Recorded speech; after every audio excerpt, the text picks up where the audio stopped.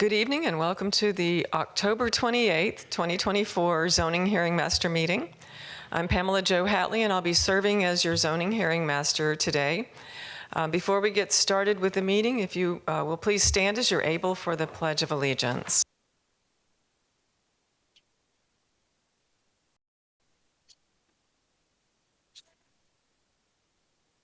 And to the republic for which it stands, one nation, indivisible, with liberty and justice for all.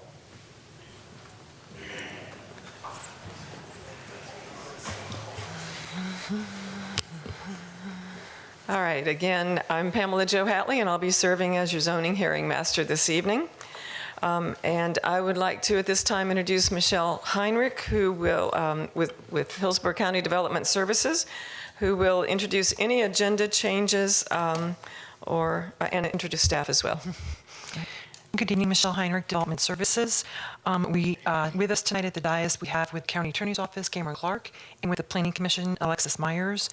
We do not have any withdrawals or continuances or staff changes to go over tonight, but before I begin, I would just like to remind the audience that the parking garage across the street facing Pierce Street will be closing at 6:45, so if anyone is parked there and needs to move their cars or step out for a moment, just to make sure you're not locked in at 6:45.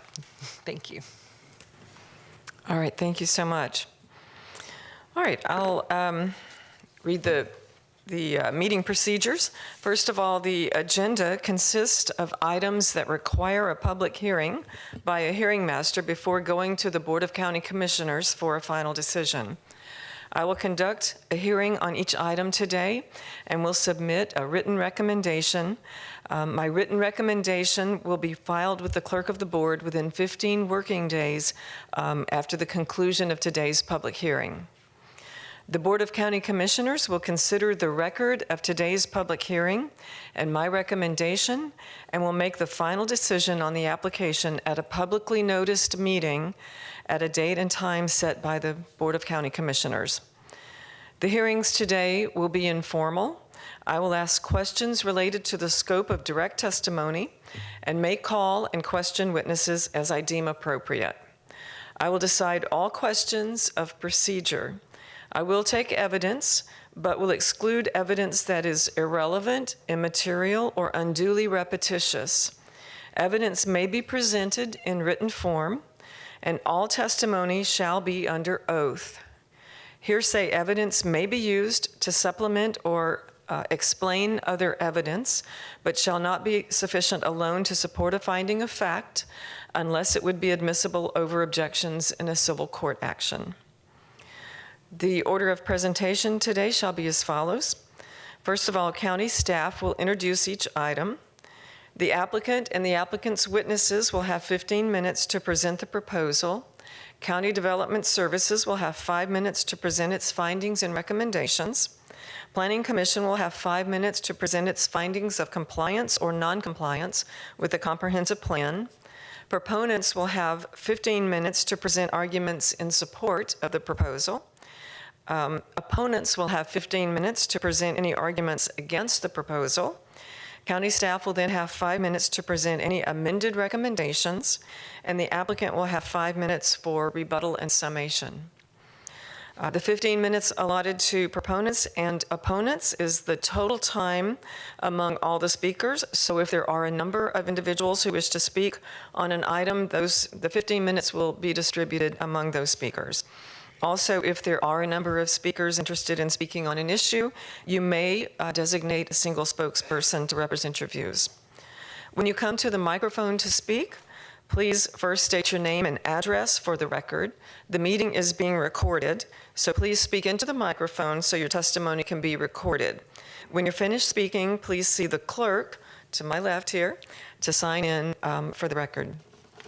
Now we'll hear from the County Attorney's Office on legal requirements for requesting oral argument at the public meeting where the Board of County Commissioners will make a final decision. Thank you, Madam Hearing Officer. My name is Cameron Clark. I'm an Assistant County Attorney. Tonight's public hearing is the first step of a two-step rezoning process. This hearing is a time for rezoning applicants and interested parties to present evidence and testimony. Any evidence presented tonight will become the complete factual record of each application, and no additional evidence can be introduced after the closing of each application. The second step of the rezoning process is a public meeting before the Board of County Commissioners, where the board will take a decision on each application heard tonight. Tonight's applications are scheduled to be heard by the board at its December 10th land use meeting. When considering applications, the board will only review the record created at tonight's hearing and the recommendation made by the hearing master for each application. The hearing master will file a recommendation for each application heard tonight on November 19th. The Board of County Commissioners has established a policy that directs which rezoning and major modification applications are to be placed on the consent agenda of the board's land use meeting. Applications that propose to add density outside the urban service area and applications that are on roadways with a failing level of service are not qualified for placement on the consent agenda. Applications that do not have consistent recommendations of approval or denial are also not qualified to be placed on the consent agenda. And finally, applications that have had evidence or testimony provided to the record by non-applicant parties of record, either prior to or at tonight's public hearing, are not qualified for placement on the consent agenda.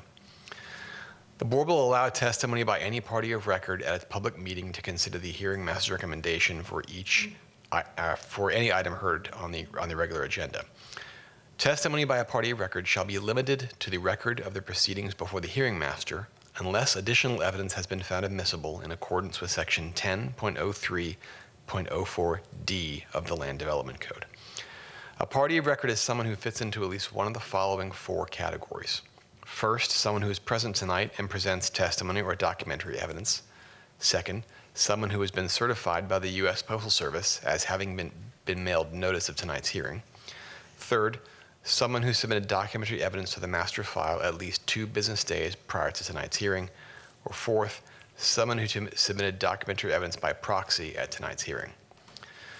The content of oral argument before the board shall be limited to the content of the testimony and other evidence submitted verbally or in writing to the hearing master tonight.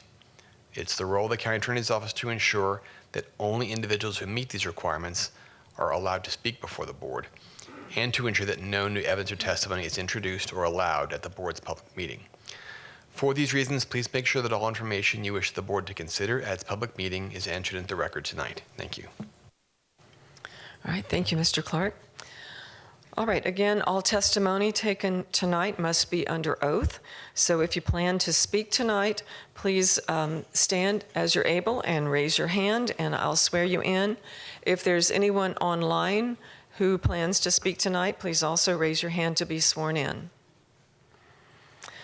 All right, do you swear or affirm the testimony you are about to give is the truth, the whole truth, and nothing but the truth? I do. Thank you. All right. All right, Ms. Heinrich, we're ready to hear the first case. Our first item is item C1, Standard Rezoning 24-1023. The applicant is requesting to rezone property from CN and RDC6 to CI restricted. I should note that this is a companion item to a comprehensive plan amendment, and that is scheduled to be heard along with this rezoning at the December 12th BOCC CPA hearing at 6 p.m. Michelle Montalbano with Development Services will provide staff findings after the applicant's presentation. All right, thank you. Applicant?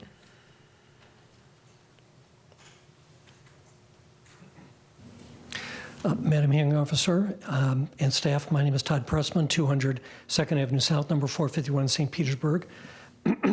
This is RZ Standard 24-1023. This is rezoning from CN and RDC6 to CIR. The use is specific to a contractor's office with open storage, with residential appearance and additional buffer and screening. Zoning staff supports, transportation is no objection. We were sent out 39 homeowner notices and 5 HOA public notices. In regard to the future land use capacity, there was also a notice made and meeting with residents, which 93 nearby residents were noticed. And as I checked the record in the last few days, there's been no opposition that I saw online. And as mentioned, this is a companion with CPA 24-22, which is a future land use category from R6 to SMU6. We are located in the Sefner-Mango area, and looking closer, we're on Martin Luther King, as noted here. Site is noted on the left. Abutting next door is storage and mini storage warehouse, which is the same similar use. There's an auto service use next door as well, and a Dollar General, which is next door. These are just some photos of the of those uses next door and of the self-storage next door. So looking at zoning, the site next door is CG, and on the other side, the east side or west side, is a plant nursery, which is a non-conforming use. When you look at the corridor is very intensive, a lot of CGs, mostly CGs, some CNs, which is recognized along the major corridors that the project is on.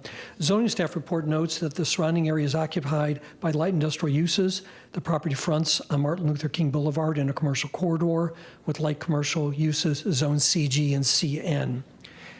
To the rear is what we are calling a buffer.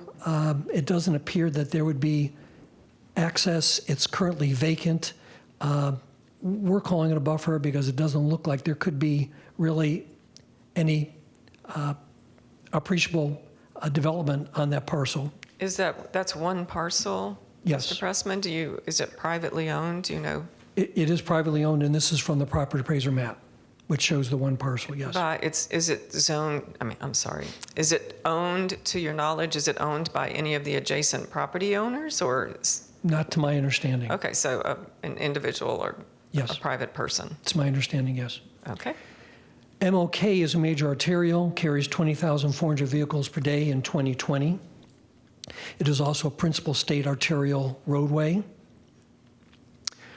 Looking at the comp plan, the transportation element, policy 2.1.6 offer incentives for higher land use densities and intensities along transit emphasis local service corridors, which is pointing to the fact or to the position that higher land use densities are appropriate along these type of corridors.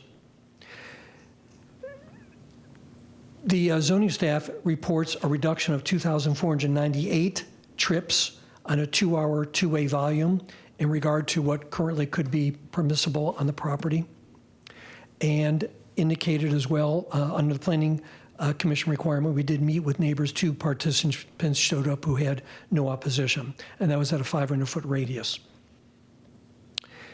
We have added a number of restrictions, which, as the Planning Commission considers, they don't consider review of these restrictions.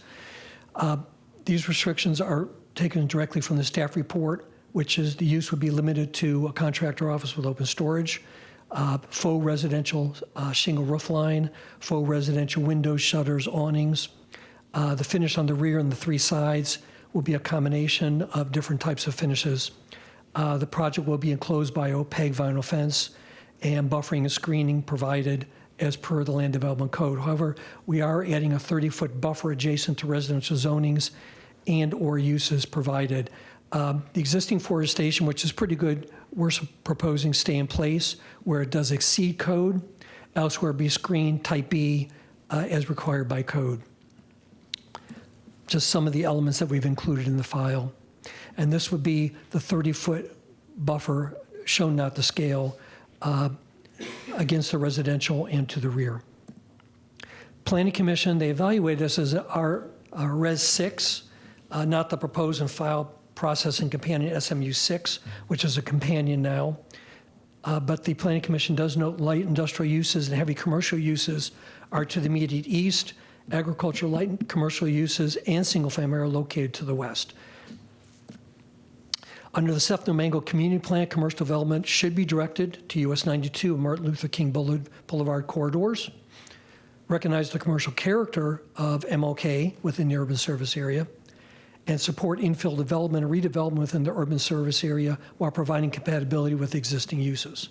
So with regard to what we proposed and restrictions, and considering reaching out to the public, and what we proposed in buffering and in residential appearance, we believe it's a good request and hope to have your support.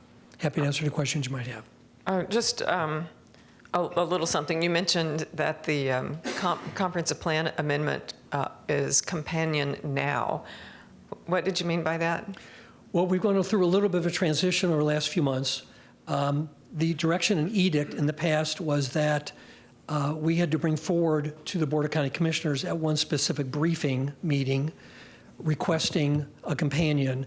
At the last briefing, the commissioners directed the Planning Commission that applicants can just make that request at any time and does not require the specific Board of County Commissioner direction or resolution to have a companion comp plan.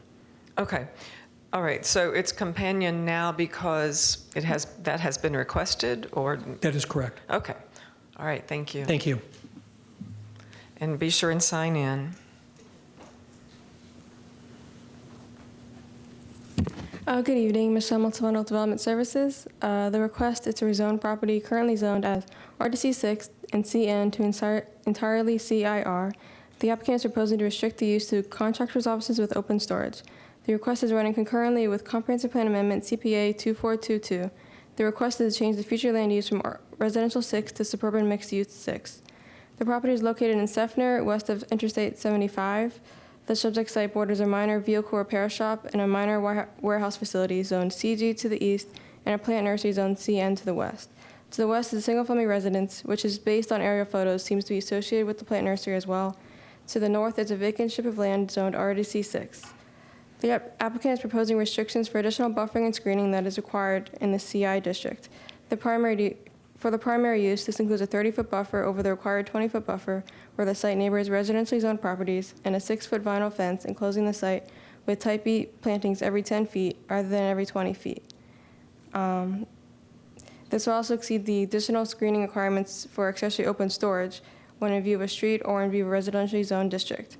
The proposed restrictions also include architectural standards requiring their office development to be residential in appearance. Due to these considerations and the subject to the proposed restrictions, we find the rezoning request approvable. If you have any questions, let me know. Just a quick one. Looking at the zoning map that's attached to the staff report, that little area, that parcel, long, narrow parcel north of the subject property, is the zoning on that parcel RDC 6? Correct. Okay. So conceivably, that parcel could be developed?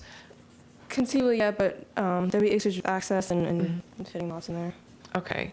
And so and also looking at the zoning map, so I understand the current zoning, it's CN on the southern portion, and I see the CN and RDC 6 up on the northeast, but what is it in the middle? Is that CN as well?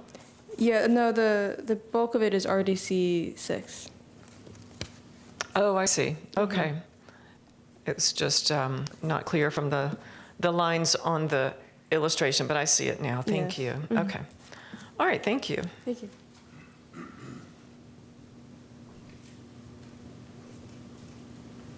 All right, Planning Commission. Thank you, Madam Master. Alexis Myers, Planning Commission staff. This was reviewed under the current adopted future land use category of residential 6. It is in the urban service area and within the limits of the Seffner Mango Community Plan. Commercial intensive zoning districts, uses like open storage may not be considered in residential future land use categories, as this category only allows for neighborhoods serving commercial uses.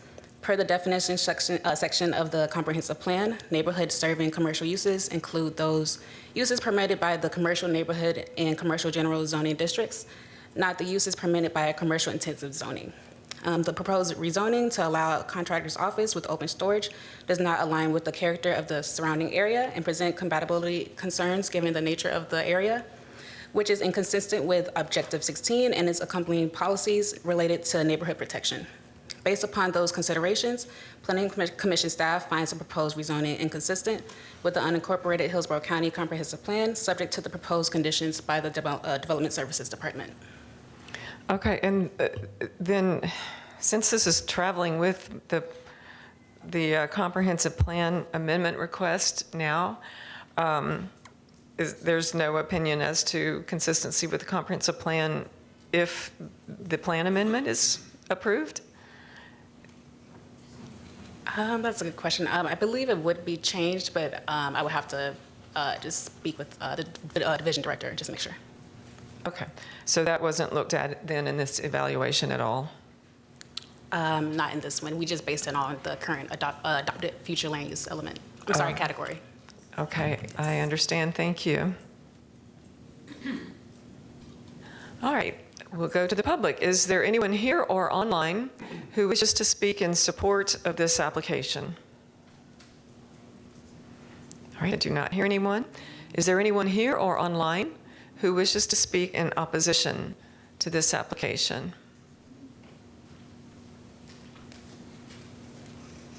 I'm Grace McComas. I live at 8050 Old Darby Street in Seffner. I have a question before we start. The applicant just said that it's SMU 6, and the Development Service said that they're asking for CI, commercial intensive with restrictions. So which one is it? Because I know it's changed 4 times since the CPA started. So where are we? Okay, Ms. Heinrich, would you address that, Sure. please? We have both the rezoning, which is seeking to change the zoning of the property to CI are restricted. And then also the applicant is requesting to change the future land use category of the property. And- Correct, but he said he wanted SMU 6, which was the original amendment change, but it's been changed like 4 times over this last few months. The one that's before us So today? it's commercial intensive with restriction is what he really wants? That's for the zoning. For the- And then for the future land use, which is kind of the broader category over the area, he's also seeking to change that as well. And those will be heard together at the same hearing on December 12th before the Board of County Commissioners. They'll hear both items together. Okay, so this, the CPA amendment change is going to be for CI. That is Restricted. going to be from Res 6, residential 6 units per acre, to SMU 6, 6 units per acre. And they'll make a decision on that. And then that decision will likely tell us if the rezoning can go forward or not. If they approve that, then they, or actually they take the vote concurrently. They would hear both items to then seek to change the future land use from the RSC 6 to SMU 6, and then the zoning, what implements the future land use. The We'll more change it detailed- then to commercial intensive? Correct. Man, that sounds very confusing to this old lady, I'll tell you that. Okay, well, obviously, I'm here in opposition to this request. I'm here to support the Seffner Mango Community Plan and our area. The future land use element directs staff to proactively direct new growth to the USA, and the BOC members frequently state future residential increase will occur in the urban service area and is essential for the predicted increase in people moving here. This land is in the FLUE for that residential purpose. Not every one of the newcomers will have the income that's going to be allow them to buy a $300,000, $400,000, $800,000 home. More affordable, small housing and rental properties, not large, overpowering apartment complexes that would preserve the transitional and suburban style of the urban service area must be available. The current FLUE provides for that in this area. It's all been planned for a long time. Why would this zoning or the 3rd or 4th or CPA amendment change be more appropriate than the future land use that's in place? The property site is surrounded by commercial. There is no CI uses in the area. Commercial neighborhood and suburban commercial properties should be a benefit to the surrounding residents. A contractor's office, with or without open storage, is not a business that supports that concept. Few areas in Seffner have had an FLUE that protected the land for specific use. We need to honor this one.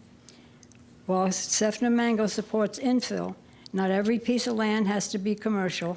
Not every project has to be granted a higher density or given allowances, not even in the future land use plan.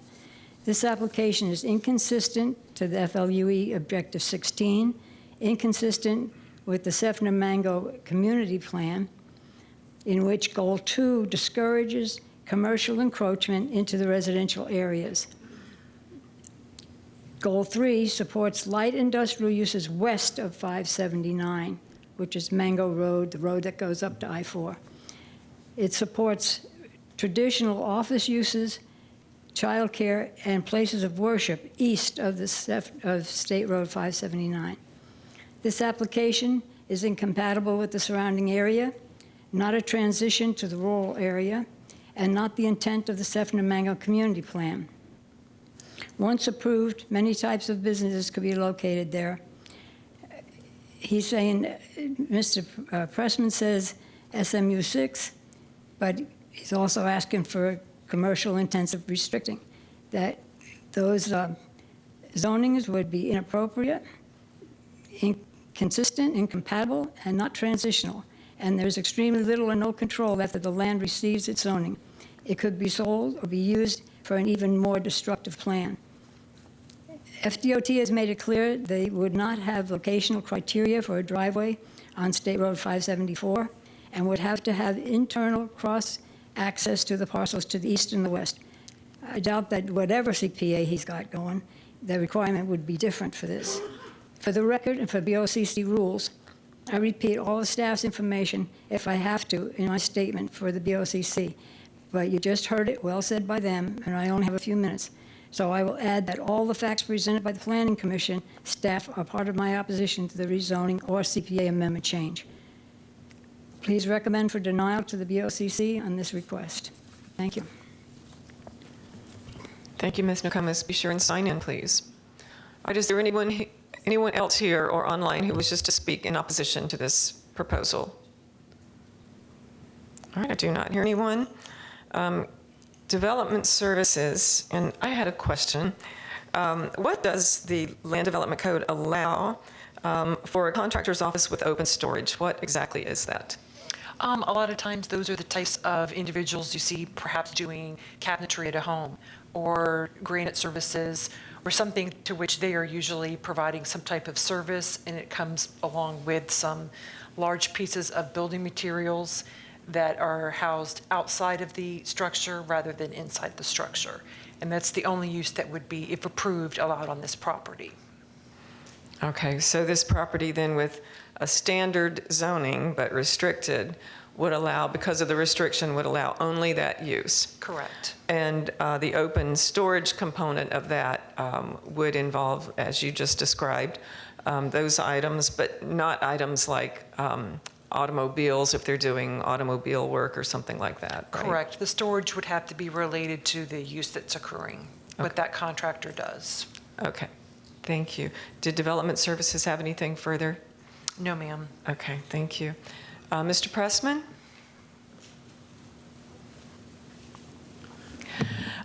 In your final comments, could you please address, in your opinion, the consistency of the proposed rezoning, the consistency of that use with the comprehensive plan if the CPA 24-22 is approved? That wasn't evaluated apparently by Planning Commission. So could you address that, please? Yes. Overall, of course, the category SMU 6 recognizes this kind of use and these type of wider range uses. But it recognizes that this site is in the urban service area, as was stated incorrectly. It is in the urban service area. And part of the comprehensive plan, I think an important part, has to do with the several policies from the communities, from the community overlay that I indicated to you, that there are two roadways, and only two roadways, that are indicated for intensive business uses. And this site is located in MLK. And there are several policies that all say this is where these uses belong in the Sefton-Mango area. That's a very important goal and directives, and why we felt comfortable moving forward and asking for the SMU 6. The SMU 6 categories of this category would also include commercial, but we've excluded that under zoning. We've excluded those to have one particular use and recognize the residential areas in terms of compatibility under the comprehensive plan and the many policies by providing additional buffering and also providing the remaining of heavy forestation, which would be many, many times thicker, more dense, and higher for a buffer. Okay, and I did want to ask you also to address the compatibility with the residential uses in the area. I know you've touched on that a bit, but it'd be helpful if you could discuss that a little more. And also, I think I did see in your presentation the buffers. Is that standard buffers under the code, or are you putting any restrictions on the zoning for the buffers? What we're proposing for the buffers is where forestation, and actually, may I pull this back? If I could, if we could pull the PowerPoint back up, please. Thank you. Do you want it from the beginning? Thank you. Or where? You can Okay, thank you.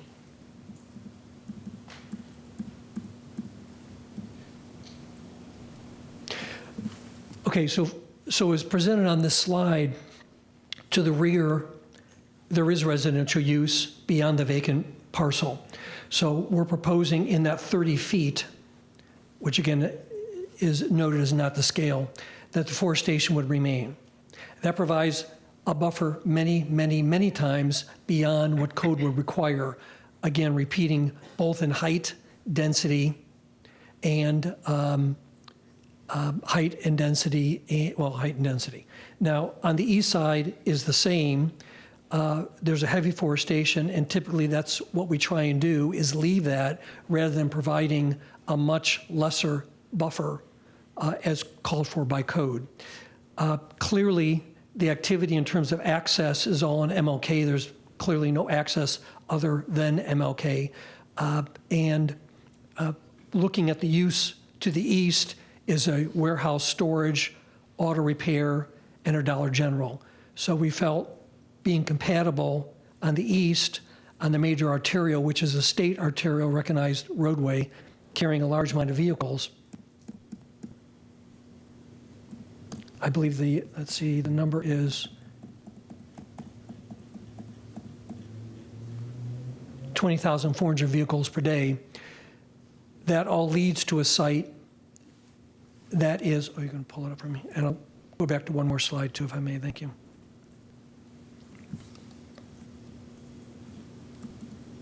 As well, as I've indicated, I won't go into deep depth, but the corridor itself is recognized as very intensive, which again falls into the goals and directive I presented on where these uses are directed to be by the comp plan. And finally, we've done 4 notices to a large number of residents, and we've had no residents in the immediate area come forward. The young lady who spoke is not a resident in the immediate area, as I understand. Okay. And I do see the proposed conditions in the staff report, so that addresses my question there too. Yes. So, okay. Thank you. That's all the questions I have. Thank you. Thank you very much. All right. So this will close the hearing on rezoning, standard 24-1023. Our next application is item C2, standard rezoning 24-1082. The applicant is requesting to rezone property from PD 000242 to RSC9R restricted. Michelle Montalbano with Development Services will provide staff findings after the applicant's presentation.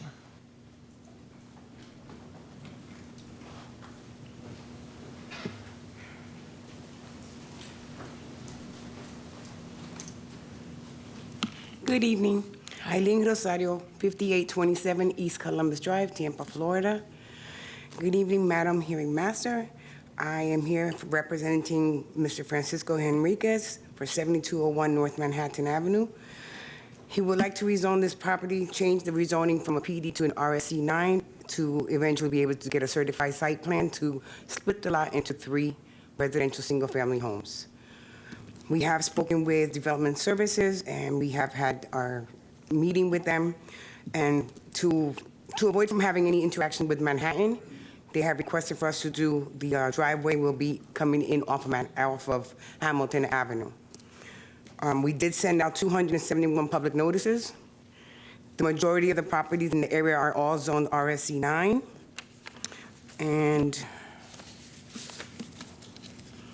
I will show you a site plan, kind of showing where the driveway is going to be. So as per the request from the Development Services. Put these things on.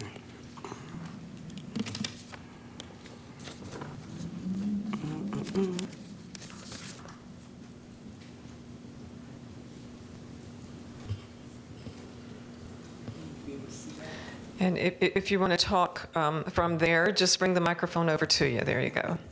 Thank you. Guess we can zoom this in.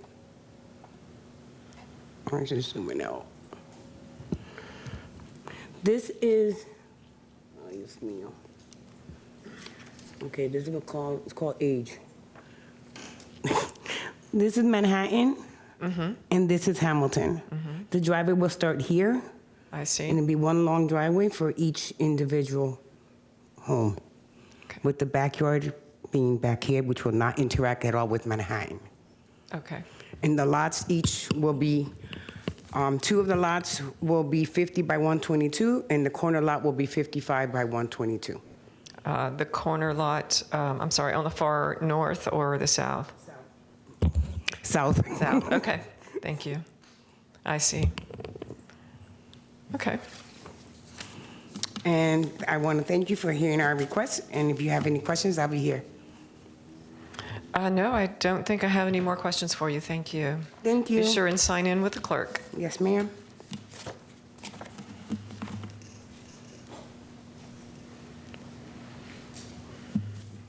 Good evening, this is Michelle Montalbano, Development Services. The applicant is requesting to rezone property from PD 000242 to RSC 9 with restrictions to facilitate single-family residential development. The PD solely permits a neighborhood grocery store and an indoor takeout cafe on the site. However, the property remained vacant since this rezoning and did not develop to its PD entitlements. The property is located in the Egypt Lake area, about a mile west of North Del Mabry Highway. The proposed RSC 9 OR zoning district is consistent with the existing development pattern in the area. As to direct east and greater south of the property are over 650 acres of single-family homes zoned RSC 9. Abutting the property to the north is a church zoned RSC 9. To the direct south across Hamilton Avenue is a neighborhood supermarket zoned CN. Across North Manhattan Avenue are multi-family dwellings zoned RMC 12. The applicant is proposing to prohibit access on North Manhattan Avenue due to access spacing concern raised by transportation staff. I believe transportation staff is on the line if you have any questions about that. Due to the above considerations, staff finds the proposed rezoning approvable. Thank you. All right, thank you.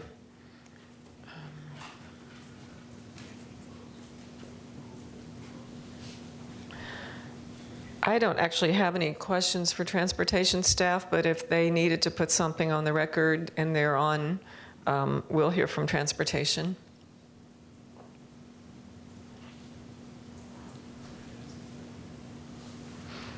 I think it's... Good evening, Madam Zoning Hearing Master. Yes. I think our comments in the report pretty much explain that the purpose for limiting access on Hamilton Road is because of Manhattan being a collector as well as within a school zone. And so the driveways on Manhattan, if they were to be proposed, would not meet the minimum spacing requirements and create additional conflict points in an area that we'd want to maintain safety. Okay, thank you very much. I understand. Okay, thank you. All right, Planning Commission? Yes. The subject site is located in the Residential 9 Future Land Use category. The site is in the urban service area and is not within the limits of any community plan. The proposal meets the intent of Future Land Use Element Objective 1 and Objective 16 in both of their respective policies, as the surrounding land use pattern is mostly single-family and multifamily, and the proposed rezoning will complement the area. Residential 9 surrounds the subject site to the north, south, and east, and therefore the proposed rezoning meets the intent of Objective 7 and Objective 8. Based upon those considerations, Planning Commission staff finds the proposed rezoning consistent with the unincorporated Hillsborough County Comprehensive Plan, subject to the proposed conditions by the Development Services Department. All right, thank you. All right, is there anyone here or online who wishes to speak in support of this application? All right, I do not hear anyone. Is there anyone here or online who wishes to speak in opposition to this application? All right, I do not hear anyone. County Development Services, anything further? No, ma'am. All right. And applicant, did you wish to add anything further? That's a no. Okay, thank you. This will close the hearing on rezoning standard 24-1082. Our next application is item D1, Major Mod 24-0397. The applicant is requesting a modification to PD 96-0340. Chris Graylenard with Development Services will provide staff findings after the applicant's presentation. Hi. Good evening. Truett Gardner here with Addie Clark, Gardner Brewer Hudson, 400 North Ashley Drive. And our client is Wagner Property Group. Addie has a PowerPoint she's going to run you through, but I thought just as a preliminary comment, broadly what we're doing is taking an existing PD. One of the parcels is being currently developed as a Wawa. The other parcel has about close to 84,000 square feet of commercial uses. We're providing a different option for that, which is multifamily housing, which one, from a transportation standpoint, we feel like is much better, much less impactful. Secondly, serves as a great transition to the residential neighborhood to the east. And then third, provides critical need facing the county, which is additional housing. So that's the broad overview with that. Addie's going to dig into the details. We've got our team, civil engineer, developer, and environmental. We've been working closely with staff and also with EPC. And so this has been a labor, and happy to be in front of you tonight and happy to answer any questions you may have. And with that, I'll turn it over to Addie Clark. All right, thank you. Good evening, Addie Clark, 400 North Ashley Drive. I can share a PowerPoint, thank you.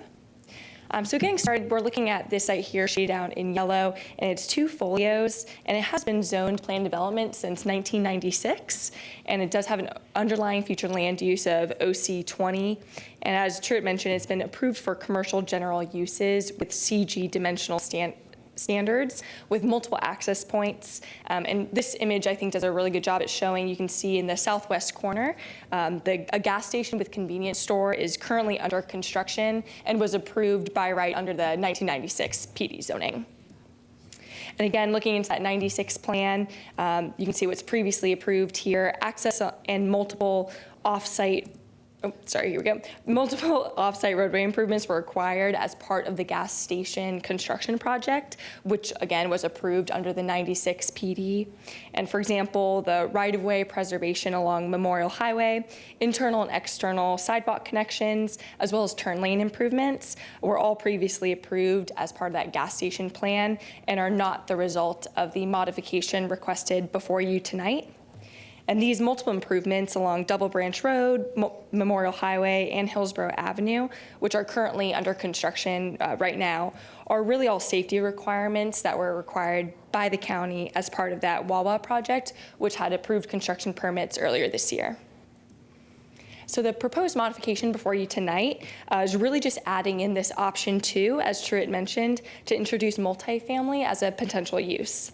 So option 1 will remain as the PD that is approved today from 96, and then option 2 will capture that gas station that's currently being constructed as the use for parcel 1, and then will allow 220 multifamily dwelling units as parcel 2, which is shown with that blue bubble here. So really the only change is that addition of multifamily units in parcel 2, since parcel 1 in green is already approved and being constructed under the 96 PD today. And so here we shaded out parcel 1 since the gas station is under construction. And again, parcel 2 being proposed for 220 multifamily dwelling units ranging from 1 to 3 bedrooms. And given the site's location along collector and arterial roadways, we believe that use is appropriate here. But also we are adjacent to Double Branch Creek to the east and to the north. We believe that the development's design is sensitive to the surroundings in terms of setback and height. And again, the maximum height of 68 feet above the finished floor elevation. This is a slight increase from what is in the staff report today, which was 60 feet. And that is due to the potential for a peaked roof. We think that would be a nice architectural feature, and we want to have that option if possible. Also in coordination with EPC and trying to be sensitive with the surroundings. And then on that note, we are providing a retaining wall that will provide protection to the adjacent wetland and ensure that no untreated flow will go into that wetland area. And again, this market needs, we believe that the intent of the request is to allow for residential in a growing area while also allowing for the flexibility should market trends change. And we recognize the importance of both residential use and commercial use along these collector and arterial roadways in the urban service area. And then also while balancing the need for infrastructure improvements. And so which takes us now into focusing on option 2 compared to option 1, which exists today in terms of traffic. The trip generation analysis derives from the Institute of Transportation Engineers trip generation manual, which indicated an overall reduction in trips generated by the gas station and the multifamily development compared to the currently approved zoning plan. And these numbers would actually be a little bit lower, considering the internal capture that occurs when you have someone from the multifamily development kind of hop across and go to the gas station to get gas or coffee or sandwich or what have you. So the analysis conducted by the team's professional engineer concluded that option 2 would be fewer trips and that there would be no significant impact to the previously approved driveways and the external roadway network that was improved and approved as part of the gas station construction plan. And we're fortunate to have coordinated with staff on this and have received recommendations of approval with conditions from all departments. And our team is here if you have any questions at all. All right, thank you. I have no questions for you. Thank you. All right.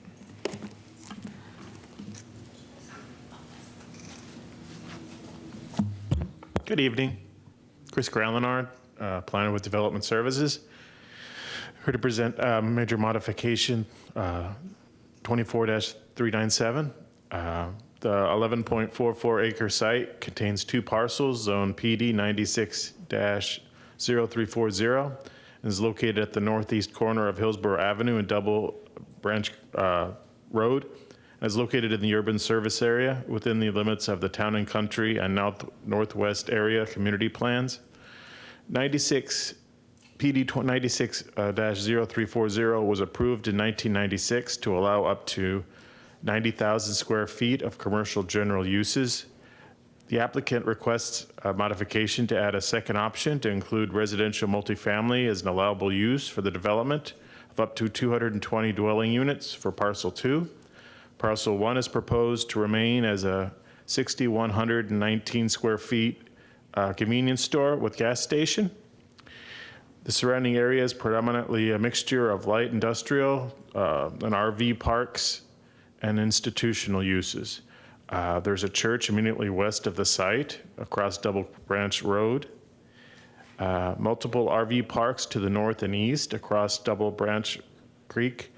In the general proximity of the subject site is PD zoning to the northeast and west, and commercial general zoning to the south and west. The subject property is designated Office Commercial 20 on the future land use map. The Planning Commission finds the proposed use consistent with the comprehensive plan. The current PD 96-340 is already approved for commercial general uses, which provides residential support uses. The addition of a second option, which includes 220 multifamily dwelling units, would be consistent with the property with the currently approved PD. Therefore, the modification of PD 96-0340 to allow for a second option to develop the site with up to 220 multifamily dwelling units and 6,119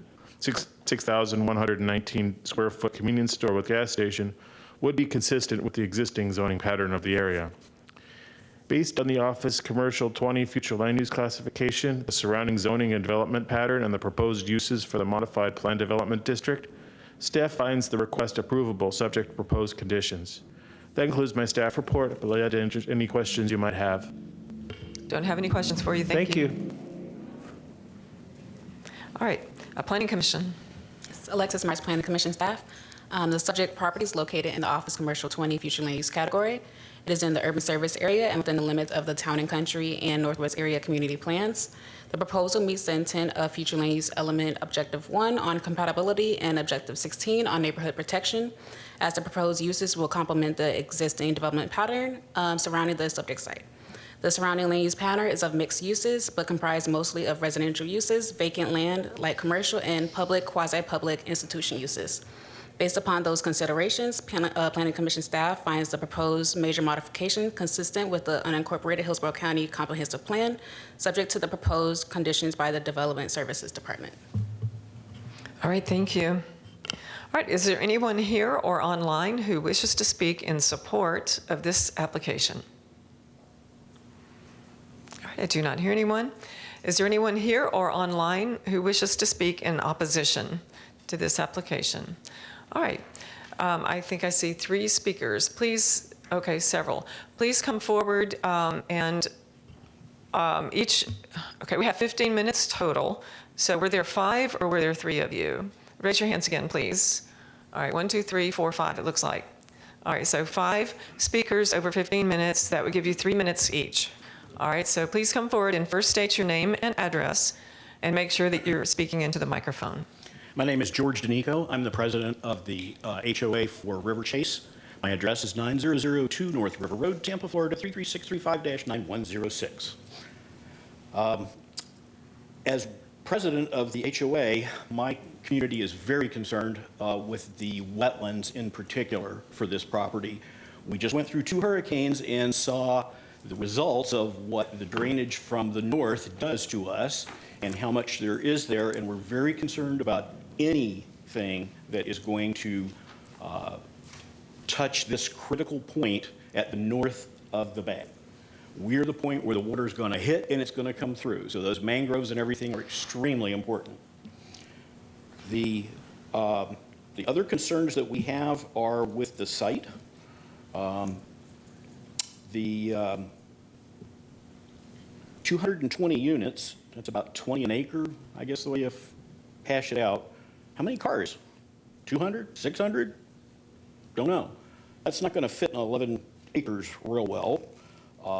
If you look at the layout, the entrance and exits for those are going to be an absolute nightmare, both along Memorial Highway, which is already a nightmare in the morning for people trying to go to work, make a left turn out of there to get onto Hillsborough through Double Branch. The new modifications there to try and funnel traffic in place are making it even more difficult for traffic to get through there and to see people that are walking, riding bikes, anything else. I see this as a problem point with traffic congestion. By the way, one of the drives is directly across from Millwork 360, which has nothing but commercial trucks going in and out with wood. So that's going to be very interesting. To the west of this property is a huge warehouse, which is going to bring additional semi-traffic down an area that they just repaved for Memorial Highway. So that's going to be more traffic coming down there. This is frankly much too dense for this area, and we're very concerned on what it's going to do to the those of us upstream from that entrance area. I'll leave for other folks. All right, thank you, sir. And before you sit down, please sign in with the clerk here. Thank you. All right, next speaker. Madam Chair, we also have one online as well. Okay. All right. Well, since I divided incorrectly, there's one person online. Is that it? Okay. If we run out of time, then I'll extend the time by 3 minutes since I didn't count that person. So please come forward, sir. Thank you for having me. My name is Pedro Toledo. I go by Coach P. I coach at Alonso High School. And the reason I'm here, I live at 8931 North River Road. We have a beautiful community. I was one of the first persons that moved there and established. We're very close. But we have one way in and one way out.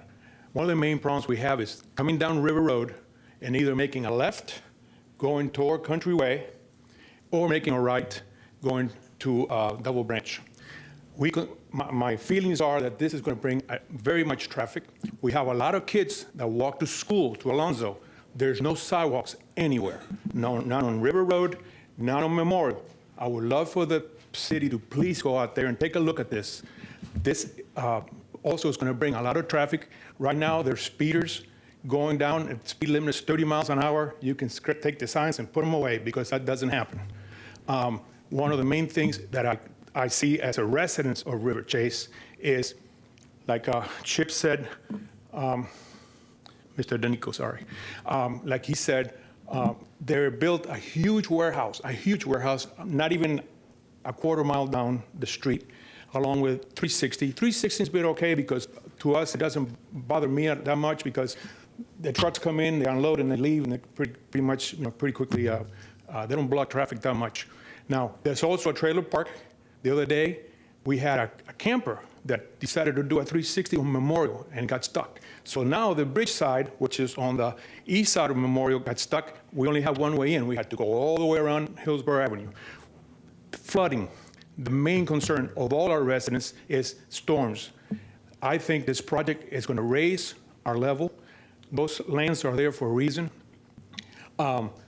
We had almost a lot of homes in our community that were close to being flooded. Luckily, we were blessed and nothing happened, because it's just the way it happened, this hurricane. But a lot of people left their homes because of that, being scared of flooding.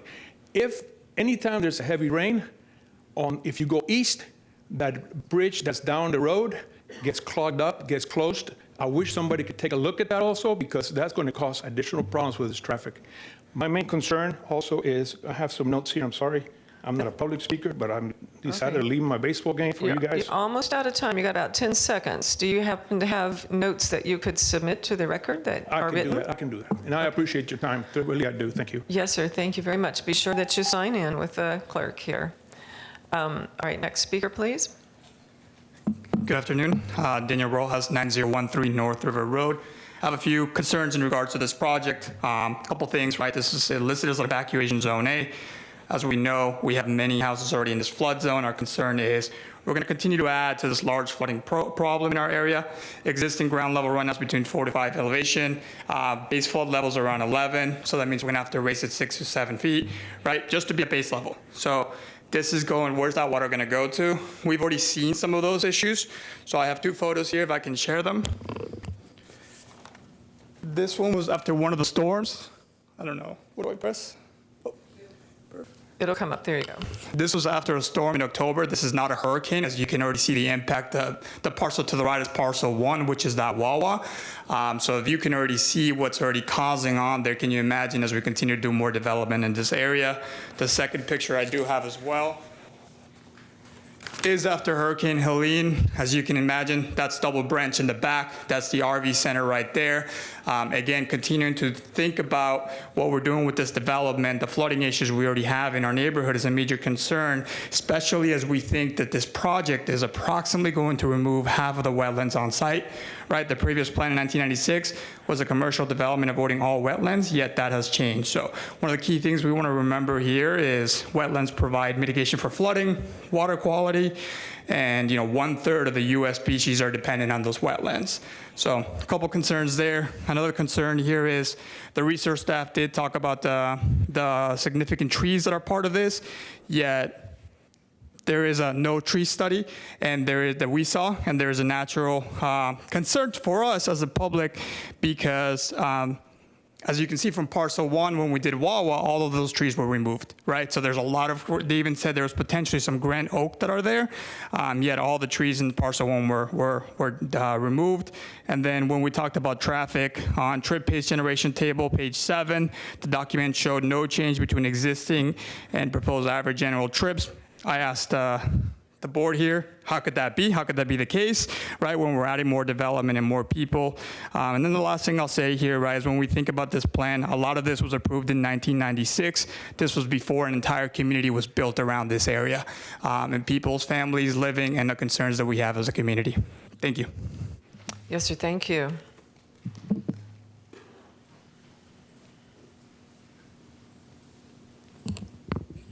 Good evening. My name is Shanae Barlow. I'm at 8908 North River Road. I live in the same community as Daniel as well as George. I'm opposed to the development, and my objections are threefold. The first being the impact on the neighborhood character and the cohesion. The space that they want to put the apartments on is quite small, especially compared to the way everything is laid out in the area. I was told it would be a 4-story building, which, based on how much space, it seems it would be very close to the street line, and isn't very compatible or cohesive with the look of the entire area. Our community has a unique older Florida atmosphere, and I believe that introducing a building like that is going to be a bit disruptive to the balance and the look. My second concern has already been stated: traffic and infrastructure, significant strains on traffic. They are right, that is only really 2 ways out of our community. Very scary when it's flooding, and very busy in the morning if you commute to work or you take kids to school. And my third one would be preserving the natural beauty and the natural resources and green spaces that we have. Many neighborhoods are designed to preserve the green spaces, parks, and trees, and that contributes to the residents' well-being as well as our property appeal. As Daniel already said, they did take out a significant number of trees in order to put up the gas station, which was quite disruptive, just visually. And we have a number of historic trees that kind of line that area as well. So I just believe that too many buildings crammed into that small space doesn't really cultivate an atmosphere of community and peace.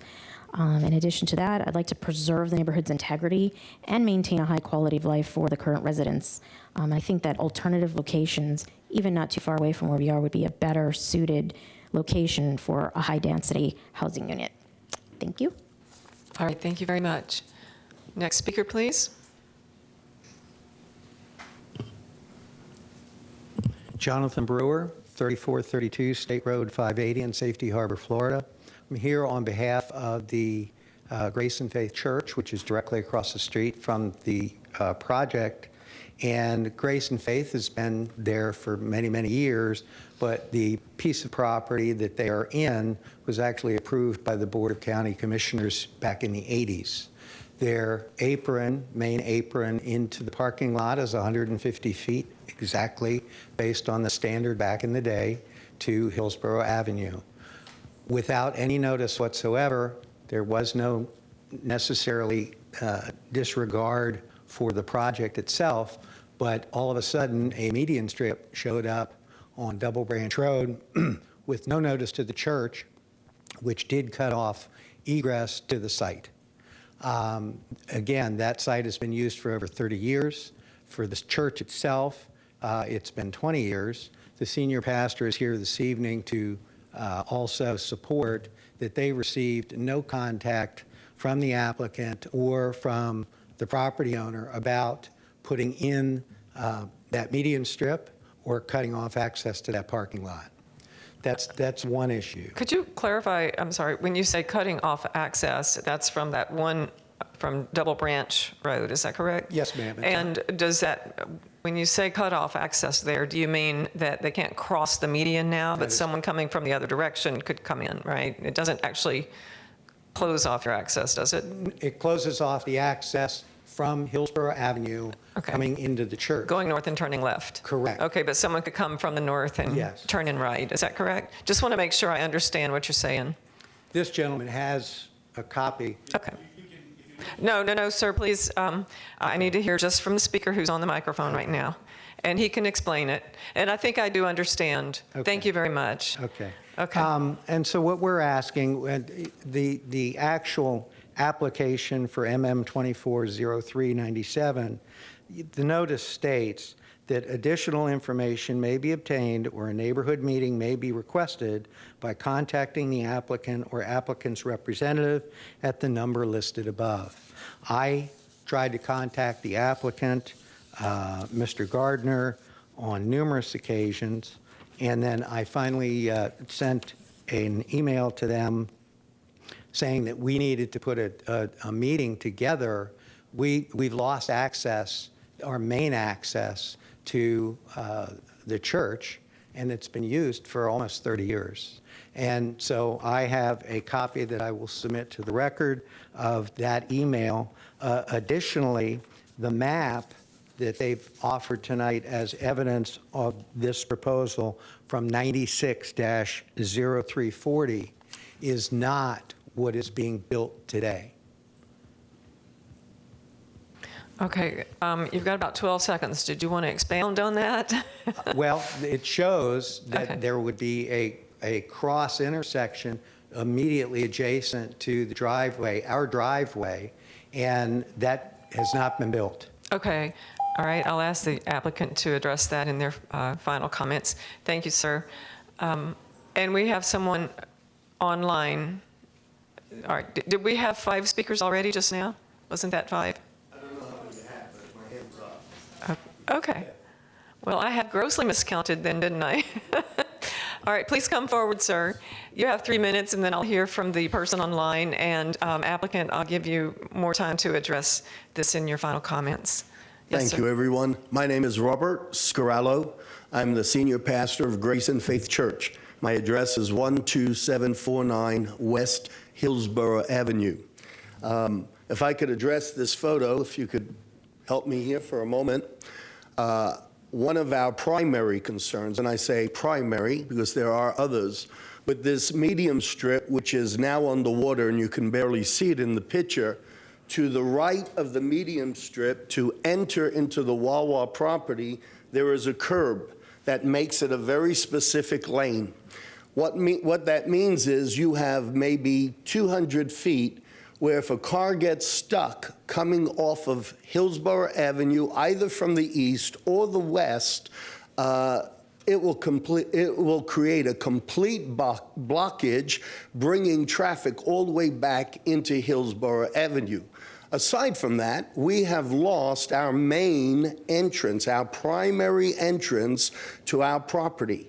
You don't buy a property on an 8-lane road, pay millions of dollars so that your customers or your 400 congregants have to come in through the back of the property. This devalues our property tremendously, and unfortunately, we have 400 congregants that are very, very dissatisfied with what has happened here. On top of that, several gentlemen referenced the fact that if you go down Old Memorial heading west, there is a new development, a very large warehouse that has over 50 truck bays. The amount of traffic that is going to be going through this little road is ridiculously over what this road can handle, especially with that medium there. God forbid a car, a truck, or a mobile home that goes to the mobile park just to the right ever gets stuck. Again, there is no way, because of the medium, you cannot go around any blockage or stalled vehicle or anything. Further to that, we are a church, and we have events for young families with their children.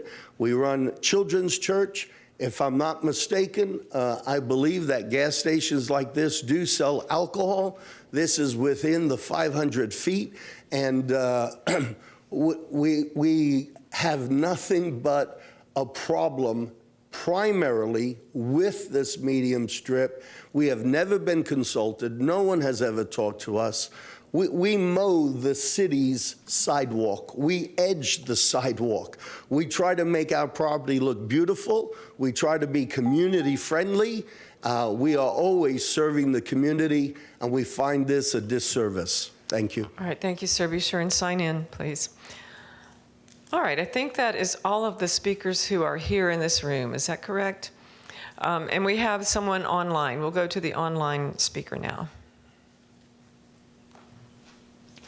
Hi, my name is Barbara Maselli. I live at 8811 North River Road, Tampa, Florida, 33635. I am against this particular project specifically for the two facts that have been spoken to previously.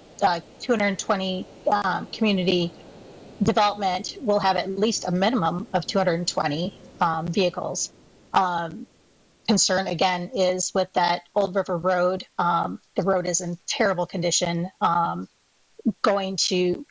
Heading east on that road, and County Road, Country Way, is already getting backed up and would be that much more difficult for more cars to to go through.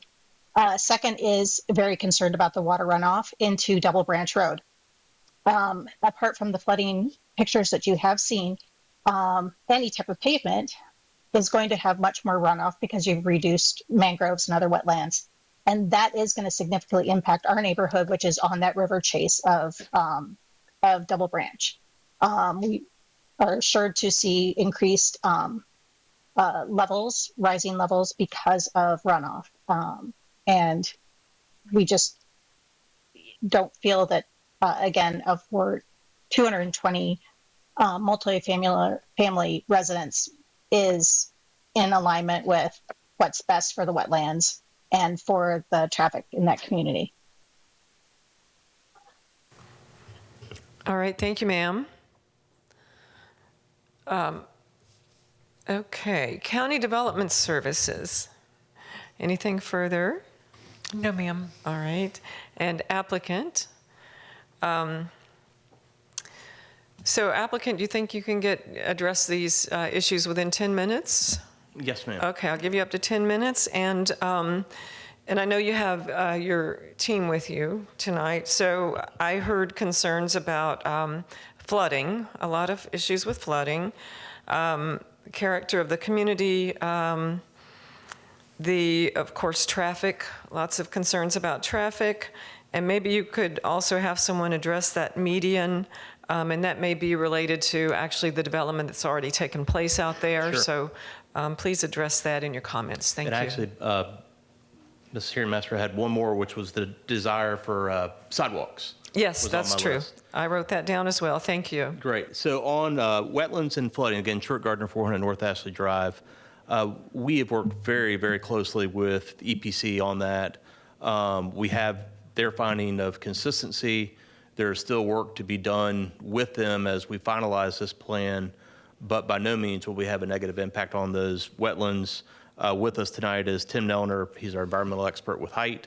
Should you have any questions of him, he's more than happy to, he'd be more than happy to answer those. But again, we've been...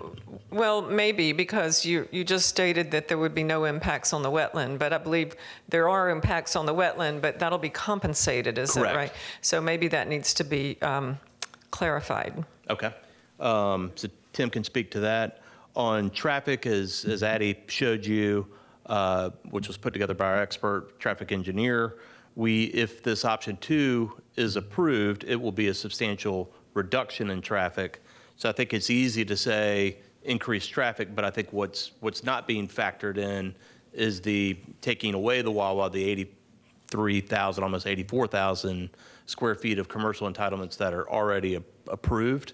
So that can't be looked at in a vacuum. We've got to look at that as to what is currently approved today. Okay, and just to clarify that also, if this rezone or modification is approved, if it's approved, then both of those options are still available. Is that correct? Correct. So the development that is approved now and could go forward has a number related to it as far as traffic impacts. Right. And then the residential that is being proposed will have a different number, and that number is actually less than what is already approved. Is that correct? Yes. But both and options will remain. Both options will remain, thank but I you. can say, and our client is here, the preferred option is the multifamily option, which would provide less traffic than the currently approved 83,000 some odd square feet of commercial.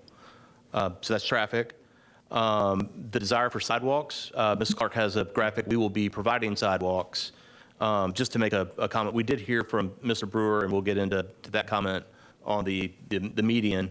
But a lot of these, hopefully, I think could have been satisfied before. These are the only person we heard from was Mr. Brewer. So sidewalk will be provided.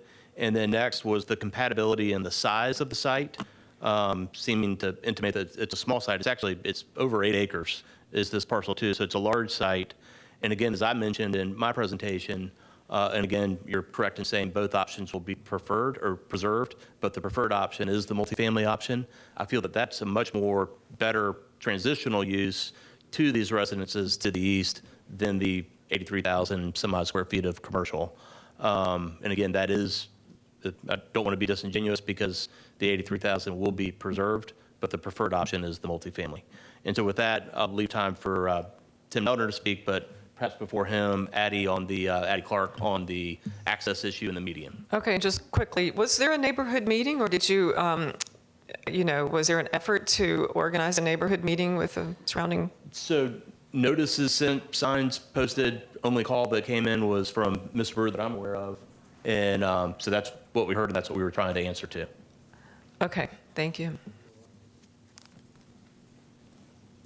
Thank you. Addie Clark, 400 North Ashley Drive. So to speak again, there will be sidewalk improvements. So again, as part of the gas station approval, there's sidewalk all throughout the site along Memorial, Hillsborough, and then Double Branch Road, as well as significant improvements to some of the pavement, and then the widths there for those turn lanes that are coming, and then some of the through lanes that currently exist. So there are infrastructure improvements that are coming online very soon.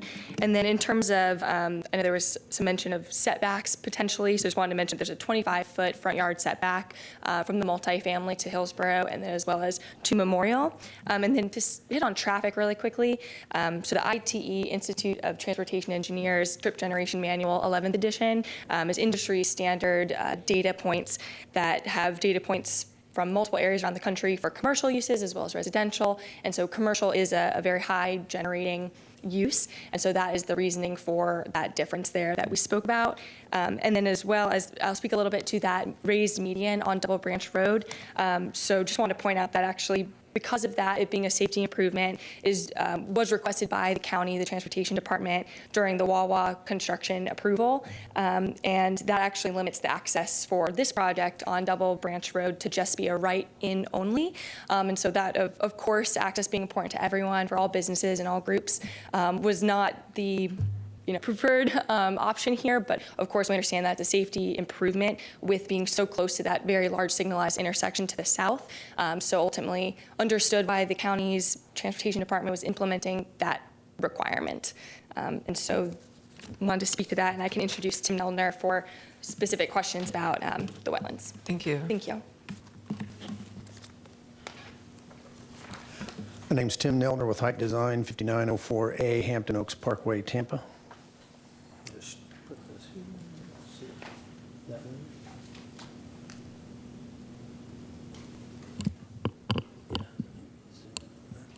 Thank you very much. Okay, part of the detailed assessment that we had to do on the property was for the habitat, which is this is the wetland delineation along the creek, feeds into the creek. This is an isolated wetland here and another little isolated wetland here. You can see that the retaining walls that are being proposed are along the wetland that where Double Branch Creek is on the east side here. So in this area where this building in this particular picture is being shown, site plan that we provided to the Environmental Protection Commission, this area here that's being impacted was, let me slide this over so you can see the coloration. Okay, and let me zoom in a little bit. Okay, that area is dominated by Brazilian pepper, which is a nuisance exotic vegetation. So that area there is what's going to be impacted by the development. The mangroves that they're talking about, this area here where you see that little red line, that's the area where the mean high water line comes into the property, and that's where the mangroves are congregated, if you will. That's where they're located right there. So we're actually not impacting the mangrove habitat.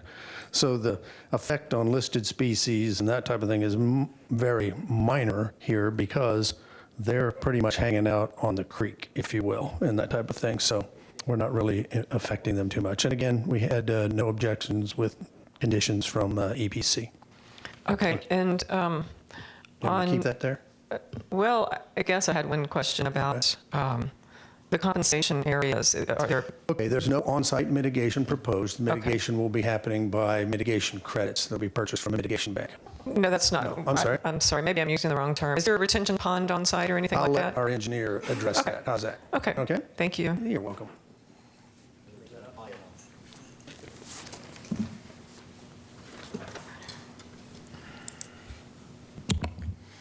Good evening, everyone. My name is David Laram. I'm with Kinley Horn & Associates, representing the civil engineer on the project, 201 North Franklin Street.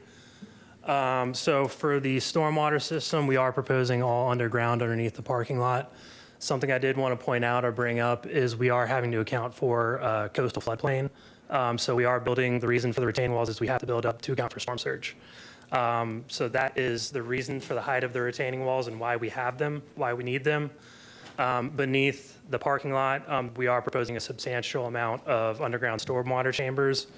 Something else I'd like to point out, just for how we're designing these stormwater chambers, is we're aware we're right underneath FDOT's bridge crossing here. So with that, we will be subject to all of FDOT's requirements for a situation like this. So running their floodplain modeling, their extra storm events, I believe they have a matrix of 36 storm events we'll have to account for.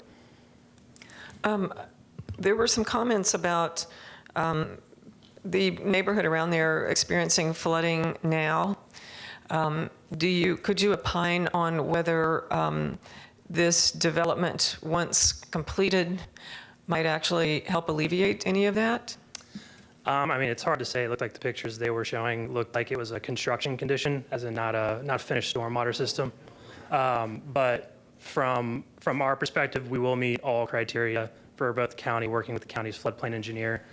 We also are going to maintain existing flow patterns. So existing flow patterns go to the creek. We're going to maintain our connection to the creek. We're not adding anything to the roadway. Okay, thank you. Thank you. No. Okay, just a second. Speaker, thank you, and be sure and sign in with the clerk. And for the public members sitting behind, the public comment time is over, so I'm not going to hear from you again. So, Mr. Brewer, all right, I've lost my names now. Applicant, please come back to the. Thank you. Because our law firm is Gardner Brewer. Yes, I know, Mr. Gardner. And your colleague may have addressed this, but I might have missed it. That median that the church mentioned. Yes. That was a requirement of the county, is that correct? Correct. Okay. I believe counties online, they could speak much more intelligently to that than me, but that is correct. Okay. There were some photographs, and actually, applicant, this isn't addressed to you, but there were some photographs that were shown by the public speakers, and I just want to make sure that those have been submitted to the clerk. If they have not been submitted to the clerk, would you please do so? Elmo, do you want me to? And I believe it was Mr. Danico. If you would please submit those photographs to the clerk and make sure they get in the record. Thank you. So I'm sorry about that. That's all the questions I believe I had for you. Thank you so much. Madam Hearing Officer, I was advised that transportation staff is online and would like to make some comments. Okay, good. We'll hear from transportation staff then. Thank you. Good evening. For the record, James Ratliff, Development Services Transportation Review. I was a reviewer on this case. I wanted to kind of go through a couple of things that I heard and just provide some additional information. There was a citizen that was talking about traffic on Memorial Highway, and as you're aware, generally because of state law, we're not allowed to consider capacity issues, but I did want to point out that Memorial Highway is on the corridor preservation plan as a future 4-lane roadway. I believe sidewalk issue was already addressed, so I won't put anything further into the record unless you have any questions about that.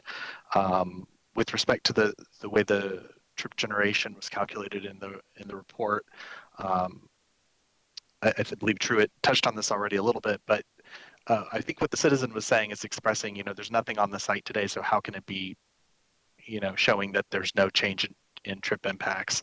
And I just wanted to put a little bit more detail into the record. Again, we don't look at it in terms of what's there today being, just a greenfield site and then developing it. Of course, there's going to be additional trips from that. What we do in our report is look at it from the standpoint of what the existing zoning is. And so that baseline is the existing zoning option, which is 90,000 square feet of commercial uses. And so because that is the most intensive option, the one that's already approved, and because if they develop these apartment uses, the trips will actually go down. That's why we say that there's no change, because they're keeping that most intense option that's already been approved. So I just wanted to kind of explain that for the citizens a little bit there. There was a comment that talked about the design of the intersection, that it was intended to create a cross with the church across the street. That existing 1996 zoning plan is very conceptual. Those kind of level of design details are not shown on that site plan anywhere on the site plan. And so just because it looks like that doesn't mean that that's what was intended. Typically back in 1996, those level of design details weren't looked at the zoning stage, and that's been a lot of time between then and now, and we know a lot more about roadway safety. And so to their concern about traffic backing out into Hillsborough Avenue, that's precisely why one of the reasons why we're wanting to put that median in. And we don't want a car that's sitting there, somebody trying to turn left, to back traffic out because of the high opposing volumes. There were other considerations as well that went into why that median was required in terms of traffic going across. But if this case were to withdraw tonight, that median would still be there because it was approved as a part of the construction plan set for that Wawa under a different design exception under the original option 1 site plan. So I did want to clarify that as well. And with that, if you have any other questions, I'm happy to answer them. Okay, no, I don't have any more questions for you, Mr. Ratliff. Thank you so much for addressing those items. And development service, that was all that y'all had, Yes, right? ma'am. Okay. Okay, this will close the hearing then on major modification 24-0397. So. Our next application is item D2, Major Mod 24-0691. The applicant is requesting a major modification to PD 07-1310. This application does have a companion comprehensive plan amendment. Therefore, both the comprehensive plan amendment and this rezoning will be heard at the December 12th BOCC CPA hearing, which begins at 6 p.m. And for this application, Tim Lampkin with Development Services will provide staff findings, and you should have received a revised staff report, which did provide an update to condition number 12 in terms of the number of access points. All right, thank you. I do have the revised staff report, and we'll hear from the applicant.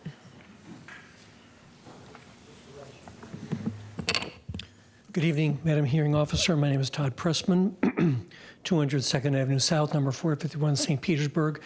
We have this evening with us both our civil engineer and our transportation expert for any questions that you might have. This is a Major Mod 24-0691. Issue is a major modification for an approved PD. The proposed major mod requests the following: 4,508 square feet, fast food restaurant with a drive-through, 100,500 square foot mini storage facility, allow a maximum of 21,175 square feet of offices. Planning Commission staff and Planning Commission board found the companion application consistent. The Development Services Department does support the rezoning. I will also say to you, interestingly enough, that the prior approval, which was 07, which I have a note here, 07-1310, of which we're asking a major modification for, the Planning Commission staff did find that in approval at that time. So we are located in the Gibsonton area, and this is located right at Gibsonton Drive at I-275. Looking a little closer, it involves a number of parcels. Property appraiser has it at 11.94 acres. You'll see we're right on Gibsonton Drive, and on the side there, as you see, is noted the I-75 ramp, and Old Gibsonton Drive runs along the rear. This is the site by aerial. You can see that there really is tremendous development, obviously around an area like the I-75 interstate and the major arterial like Gibsonton Drive. And again, this site is serviced by the I-75 ramp. And this is a further detailed aerial showing you some of the uses: Walmart, AMC, shopping centers, commercial uses, and there is residential, which is in vicinity or close vicinity to the site before us today. The currently approved plan is a PD 07-1310. It had a mix of uses: 83,150 square feet, bank and retail, hotel, 88-room hotel, and office buildings. Per the zoning map and per the future land use map, you can see that the intensities in the area, or the intensities of the future land use map, match the uses that are in the immediate area and vicinity. Critically, and I think one of the most important elements of this plan and this project has come forward, was listening and making significant changes that we heard from the residents in the immediate area. So our original proposed PD submitted plan was mini storage, 3 multifamily buildings, and 1 drive-through. We did meet with neighbors, and we had a good group show up, and they brought forward some very specific and important concerns. And we, our team and the applicant, we went back, we looked at everything, listened to the residents' concern, and we made significant changes to the plan, in which that all the multifamily was taken out. In place of it is an office use, better wetland management, and increased screening. So in the record from Michelle Pineda, if I said her name correctly, on behalf of the Alafaya River Estate community, which is the community immediately to the rear, she notes that we are pleased with the revision to the plan, particularly the removal of the residential use. Glad you addressed environmental concerns and additional suggestions with respect to screening, that we prefer berms, trees, and shrubs. As a trip comparable, per the staff report, with the changes compared to the current entitlements and current approval, there is a two-way, 2-volume reduction of 552 trips, which we think is very significant. Looking at the Gibson community plan, when you look at under item 4, economy, enhancing opportunity to small professional business and specialty neighborhood on Gibsonton Drive, this would specifically apply itself. Designate Gibsonton Drive a signature corridor to encourage small-scale business development, which under the office uses it would, and also the one commercial use. And walkability strategy, encourage or ensure incorporation of sidewalks. We have added, as an additional element, a 10-foot trail all along the rear on Old Gibsonton Drive. And of course, office uses, as I've indicated, has been included. The Planning Commission makes a lot of findings that's compatible, consistent, meets the intent of a number of objectives, meets the policy direction of the community design component, and meets the intent of the community plans, and does include appropriate setbacks, buffers, and connectivity with conjunction with many different types of policies. However, not speaking for the Planning Commission, of course, they found one policy of a concern, which notes the development of higher intensity of non-residential uses near established neighborhoods shall be restricted to arterials, collective roadways. At the same time, in the same paragraph, the Planning Commission notes that they do understand the county transportation staff has concerns with access being often Gibson to Drive based upon safety and spacing criteria. And what we found is that the majority of that Gibsonton frontage is within the FDOT limited access right-of-way, signalized intersection, and connection spacing issues, which would preclude that access point, and a policy that also reviews that. Okay, can I stop you then? Just, sure. Would you say that it's impracticable, at least, or potentially impossible to, for this site, for this development, to meet that comprehensive plan policy? That is absolutely correct, yes. Okay. And that is the purpose of presenting it, yes. All right, thank you. So we have sent out 3 sets of notices with 31 labels. And there are a couple comments just about a specific traffic concern, which has been addressed by the county staff and by our traffic engineer. So with that, we're happy to answer any questions and concerns you might have. Okay.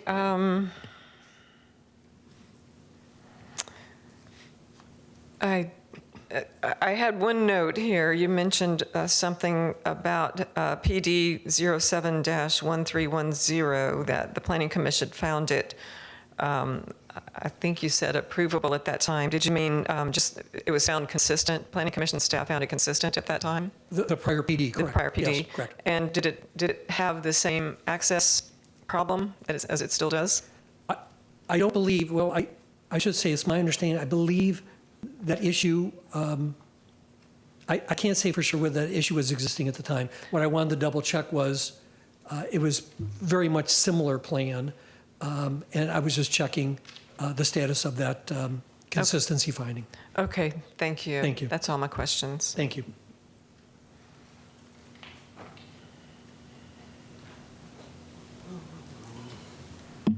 Good evening, Tim Lampkin, Development Services. So the subject property is located approximately 12 acres on the north side of Gibsonton Drive and the south side of Old Gibsonton Drive, with the intersection of Gibsonton Drive and Old Gibsonton Drive approximately 850 feet west of the I-75 off-ramp. The project is located in the Gibsonton Community Plan area, and as the applicant stated, there is a companion comprehensive plan amendment, HC CPA 24-21, that's associated with the subject property. A proposed major modification 24-0691 requests the change that the applicant actually went into detail, and I can kind of do that again, allows a maximum of 4,508 square feet for fast food restaurant with a drive-through. Second, to allow a maximum 100,500 square feet mini storage facility. And lastly, allow a maximum 21,175,000 square feet of offices. The applicant proposes to replace the current allowable uses, which include a maximum of 3,600 square feet of bank retail and an 88-room hotel. If approved, this option would no longer exist. The proposed use divvies up the site into Lot 1 with the fast food restaurant with drive-through that's located to the south of the property. The 100,500 square foot mini storage is Lot 2, which is in the middle. And the office space is in Lot 3, which is to the north. The proposed increase in the square feet of 44,808 equates to a total development of 183 square feet of development. Staff notes that pursuant to Land Development Code Section 6.11.35.b.1, order boxes for drive-throughs are required to be more than 200 feet from residentially zoned properties. Thank you so much for pointing that out, that initially the applicant had requested a waiver, but they're 213 feet away and they do not need that waiver, and it's reflected in the conditions. The applicant is also required to have an 8-foot vehicle use area, which they discussed about the enhanced buffers along the northern and southern boundary adjacent to the street network. The applicant is proposing the required 8-foot vehicle use buffer area with landscaping including evergreen trees every 20 feet instead of 40 feet, thereby doubling the amount of evergreen trees above what is required. As the applicant stated, the Planning Commission staff finds the proposed modification inconsistent with the unincorporated Hillsborough County Comprehensive Plan. Transportation staff found the request approvable subject to conditions, and that does conclude my presentation. All right, and I'll ask you, but maybe we need to hear from transportation staff on that access question. Was it a condition that was required by transportation that there wouldn't be an access along Gibsonton Drive? Are you talking about condition 12 that was changed? The condition 12 initially said one access point, and that was just a Scrivener's error, and it should have said two. Talking about the, I guess the issue, the policy on which the Planning Commission found the major modification inconsistent with a comprehensive plan. And my question to the applicant was, is it impracticable, is it impossible for this site to comply with that policy? So it seems to be a policy of the comprehensive plan and that applies to this site, but that this site can't comply with. I am going to let Mr. Perez answer that question. I know he's on the line. That's fine, thank you. Thank you. Good evening, Madam Zoning Hearing Officer. This is Richard Perez with Transportation Review. The applicant did not propose a plan to access Gibsonton Drive directly. But I will say that there would be certainly issues with trying to access directly to Gibsonton Drive from the subject property. Not only is a substantial portion of that frontage FDOT right-of-way in the area of influence of I-75 off-ramp, which carries high volume, high-speed traffic, but there's also a westbound to northbound turn lane along the remaining portion of that frontage that is under the county jurisdiction, which would create conflicts with traffic entering and exiting directly to Gibsonton Drive. Okay. I believe I understand then. Thank you. Thank you for addressing that. My pleasure. All right. So Planning Commission. Okay, Alexis Myers, Planning Commission staff. The subject property is located in the suburban mixed use, future land use category. The proposed major modification is running concurrently with HCCPA 2421, which proposes to amend the future land use category to community mixed use 12. The site is in the urban service area and located within the limits of the Gibsonton and South Shore area-wide systems community plans.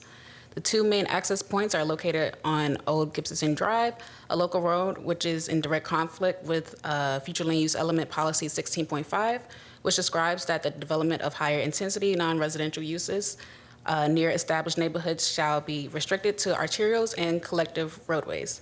The site also has frontage on Gibsonton Drive, which is an arterial roadway.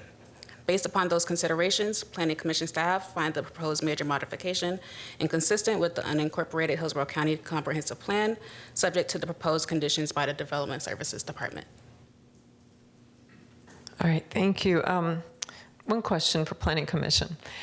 Are you aware of any provision in the comprehensive plan that addresses a situation where a site that wishes to develop, it's because of a situation that related to that site makes it impossible or impracticable to comply with that policy regarding access? I am not too certain, actually. And I guess any policy of the comprehensive plan, if a site can't comply with it, you know, you don't know of a provision that addresses that? Not for this this particular policy. Okay. All righty, thank you. Okay, is there anyone here or online who wishes to speak in support of this application?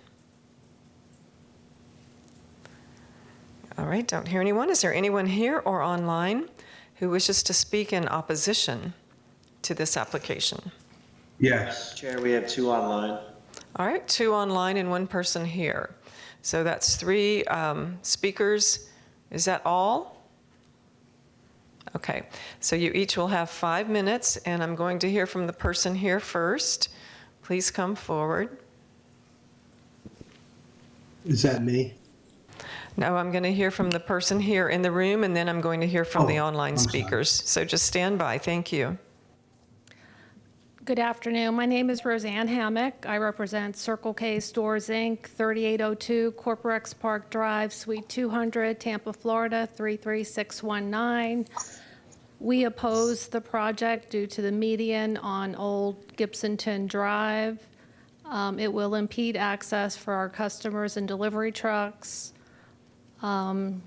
We spoke to the county today, and they had concerns with it looked like trucks might be turning into our site, going on the grass, but we believe that was due to a food truck that was parking there.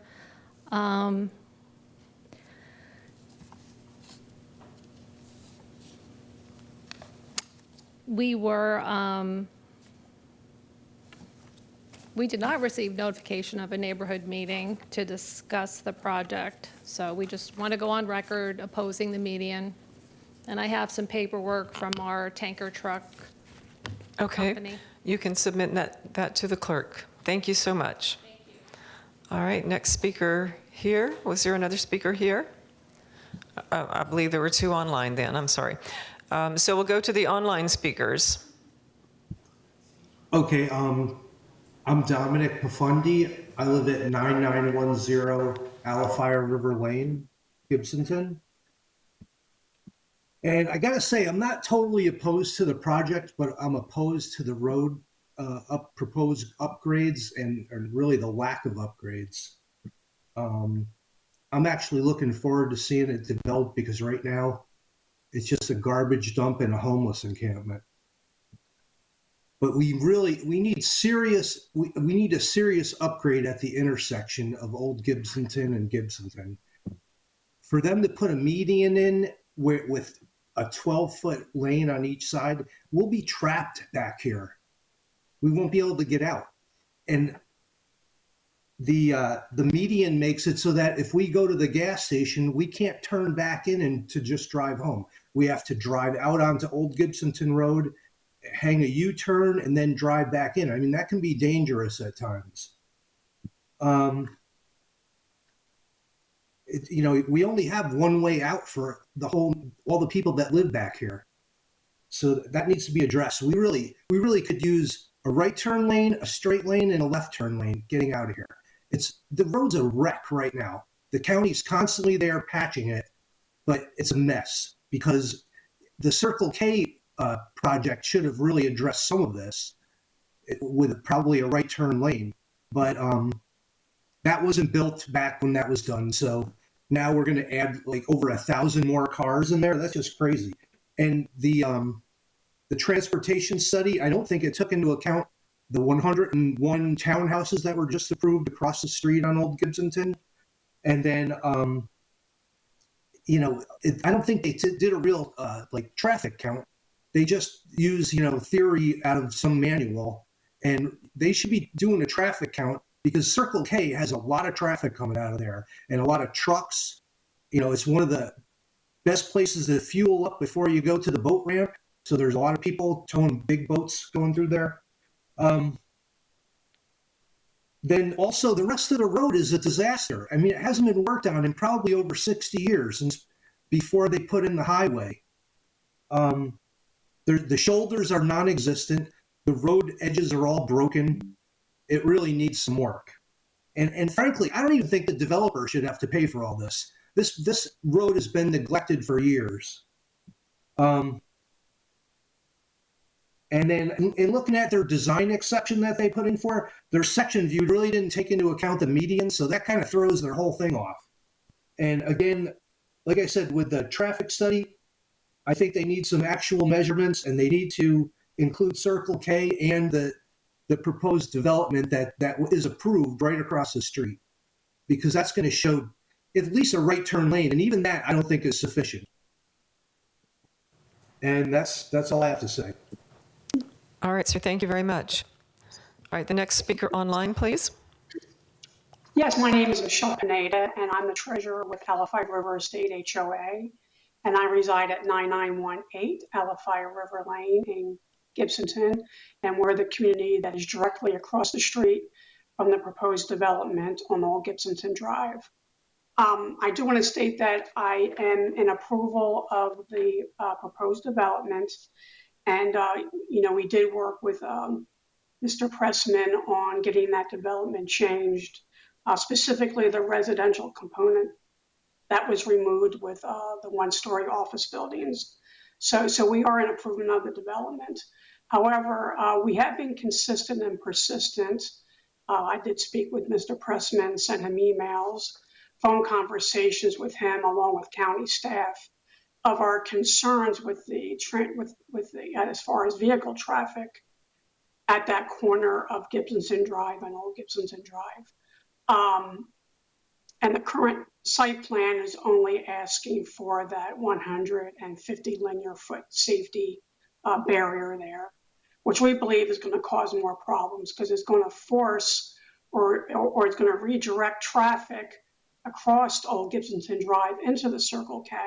However, there's only one way out, specifically heading eastbound back on the Gibsonton Drive back to 75, which is where the majority of the traffic's coming from. So you're just going to have a mess there without any turn lanes. So we've been specifically asking for turn lanes, a right turn lane, a center lane, and a left turn lane. And I've communicated with county staff, specifically Mr. Lampkin, and also had a lengthy conversation with Mr. Perez about, trying to get those modifications. Unfortunately, to no avail. I understand in speaking with Mr. Perez that the traffic study was perhaps a big indicator in their decision just to add that safety barrier. There was no consideration in taking, as far as the future land use element 16.5, which the Planning Commission found inconsistent. And actually, I was not aware of that policy, in my conversation with Mr. Perez. So, I heard the conversation about the need to have access on a major road versus a local road. But what we're looking for is some kind of common ground, because I can logically understand why you can't put an access point on Gibsonton Drive in light of 75 and that exit ramp, but at least do some major modifications to that intersection, some kind of common ground there. So that's my comments. Thank you. All right, thank you very much. And I believe that was all of our speakers. Is that correct? All the public speakers. Okay. County Development Services, anything further? No, ma'am. All right. And applicant? And I just want one question for you, Mr. Pressman. Just looking at the site plan and the map. So the I-75 off-ramp is to the east of this property. Is that correct? Yes. And then that sort of merges into Gibsonton Drive, which is on the south. Correct. And then Old Gibsonton Drive is on the west and the north. Is that correct? Yes. So, and your access points are both onto Old Gibsonton Drive. There's no other roadways that your access could be on. It has to be Old Gibsonton Drive or Gibsonton Drive. Is that correct? Yes. Okay. All right. I just want to make sure I understand the map correctly that I'm looking at. Well, sure, of course. I'll make two short comments, then I'm going to turn it over to Mr. Yates. Okay. One is there is an LDC item or code 6.04.03, which does recognize access is preferred and encouraged to the lesser classification of roadway. It's never prohibited, especially when no legal right or access exists. And secondly, the only other comment I'll make is that as we've shown, what we're proposing as compared to current allowed uses is a tremendous reduction in trips. I don't have it for me, but it's 500 and some trips. With that, I'll turn it over to Mr. Yates. Thank you. All right, thank you. Good evening, Michael Yates with Palm Traffic, and I have been sworn. I just want to kind of go through and address some of the comments that were raised, both with access to Gibsonton Drive and then also related to the comments on the traffic study. And let me start with just a general aerial here so you can see. So this is Gibsonton Drive on the approach to Old Gibsonton Drive. And what the issue is that there is an existing LA line, which is a limited access DOT right-of-way that comes all the way to kind of about where this truck is. And I am going to show you you can actually see the fence out there. You can see the fence right here. And so that's what really prohibits any access, even from a county perspective, is that limited access. DOT will not let you do an access. They will not even let us touch that fence or any vegetation around that fence. So that is completely limited to what you can do. And the problem we have then is that you're then in the approach to the intersection with an exclusive right turn lane there. And so Then let me just, same question I asked Mr. Pressman, and that Correct. was, then basically, it sounds like it's impossible for this site to develop and comply with that comprehensive plan policy. Correct. Okay, thank you. And the previous plan that was approved was very similar to this. It actually had 3 access points to Old Gibsonton and a commercial out parcel office uses. So very similar in makeup of the development and very similar in access. Want to also address the comments we received on the traffic study. We did do traffic counts out there as part of this project. We did seasonally adjust them to account for the peak season week of the year. And then we also did add in the townhome project that aligns with our southern access point. The county made sure, let me see if I have the statement. County made sure that we accounted for that in our plan and aligning with that access point. And we do show it on our site plan that we are going to be aligning with that driveway. I'm going to put on my glasses so I can actually see it. But you can see here on the site plan, we do show that driveway to the townhome project and that we are aligning with that driveway. So we did account for that in the traffic study and included those numbers in there. And as to the intersection operation, we show in our traffic study that that operates at acceptable level of service, both during the AM peak hour and the PM peak hour with the existing traffic, the peak season traffic, the background traffic, and our project on top of it. And then as to the inclusion of the separator, that was done in discussions with transportation staff. This is the existing driveway to the Circle K. You can see right here. And so this is the signalized intersection of Gibsonton and Old Gibsonton. And so the issue that is occurring out there is this driveway was located approximately 100 feet north of the stop bar on Old Gibsonton. Current spacing standards is 235 feet. So very short of that distance and right on the approach to the intersection. And so in addition to the issue that you can obviously see of continual truck turns coming off of the roadway and then crossing the road, which has deteriorated a lot of the road in that area. And as you can see on the aerial, it's done some significant damage.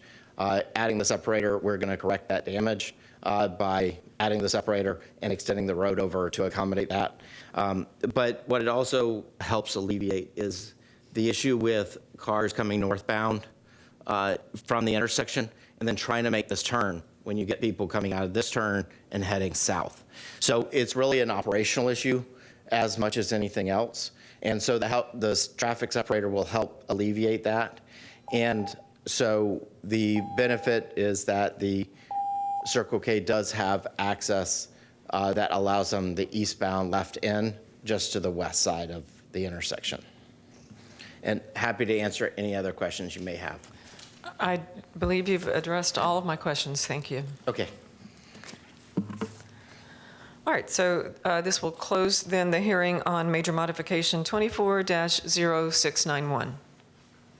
I believe at this time, it's 8:03, we're going to take a 5-minute break. So we'll come back in 5 minutes.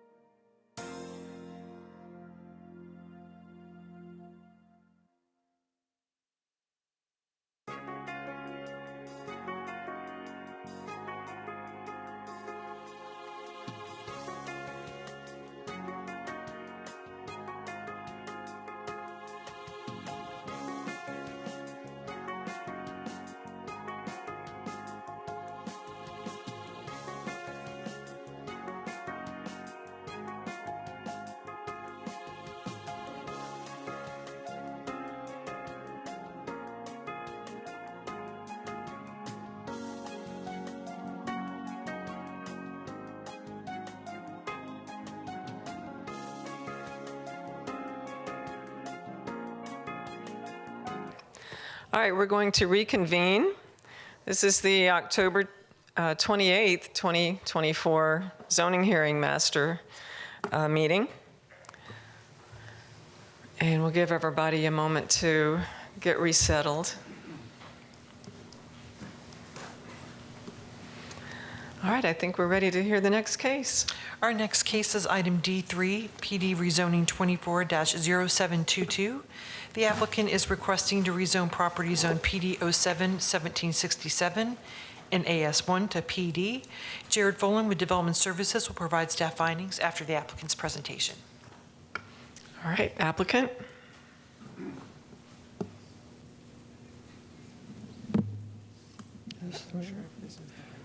Let me see if I may. It's Chopin. Yeah, that was this one. I think I gave it the one.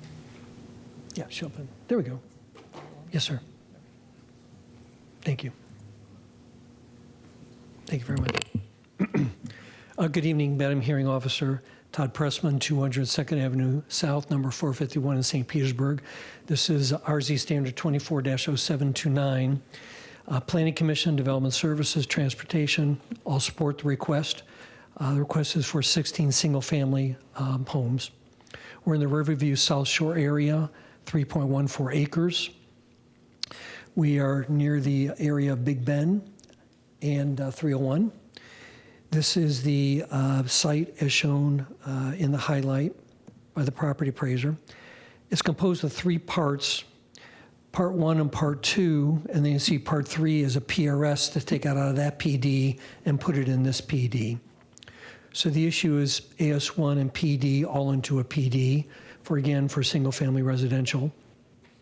This is the zoning map, single family residential virtually throughout the area and vicinity. Comparable lots, future land use map, R9, R4, R6, variety of densities in the immediate area. This is the PD plan that shows a maximum, there would be a maximum of 16 lots, 5.1 lots per acre. This is the PD with the surroundings. You can see again is all single family. Lot development standards for the proposed plan development are, this is from the zoning department. Lot development standards for the proposed plan development are like the RSC 10 zoning district with 4,000 square foot lots and minimum width of 40 feet. Planning Commission report notes meets the intent of quite a number of policies and it will complement the surrounding area. They note it meets the intent of Goal 2 of the Riverview Community Plan and the South Shore Area-Wide Systems Community Plan.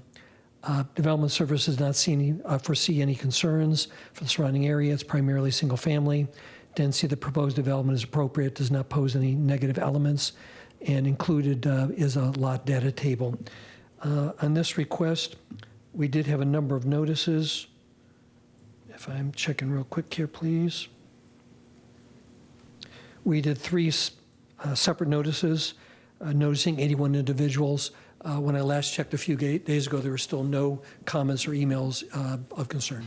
Happy to answer any questions you might have. All right, thank you. I don't have any questions for you. Thank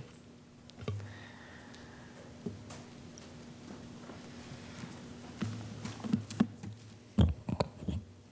Good evening, Jared Fallon with Development Services.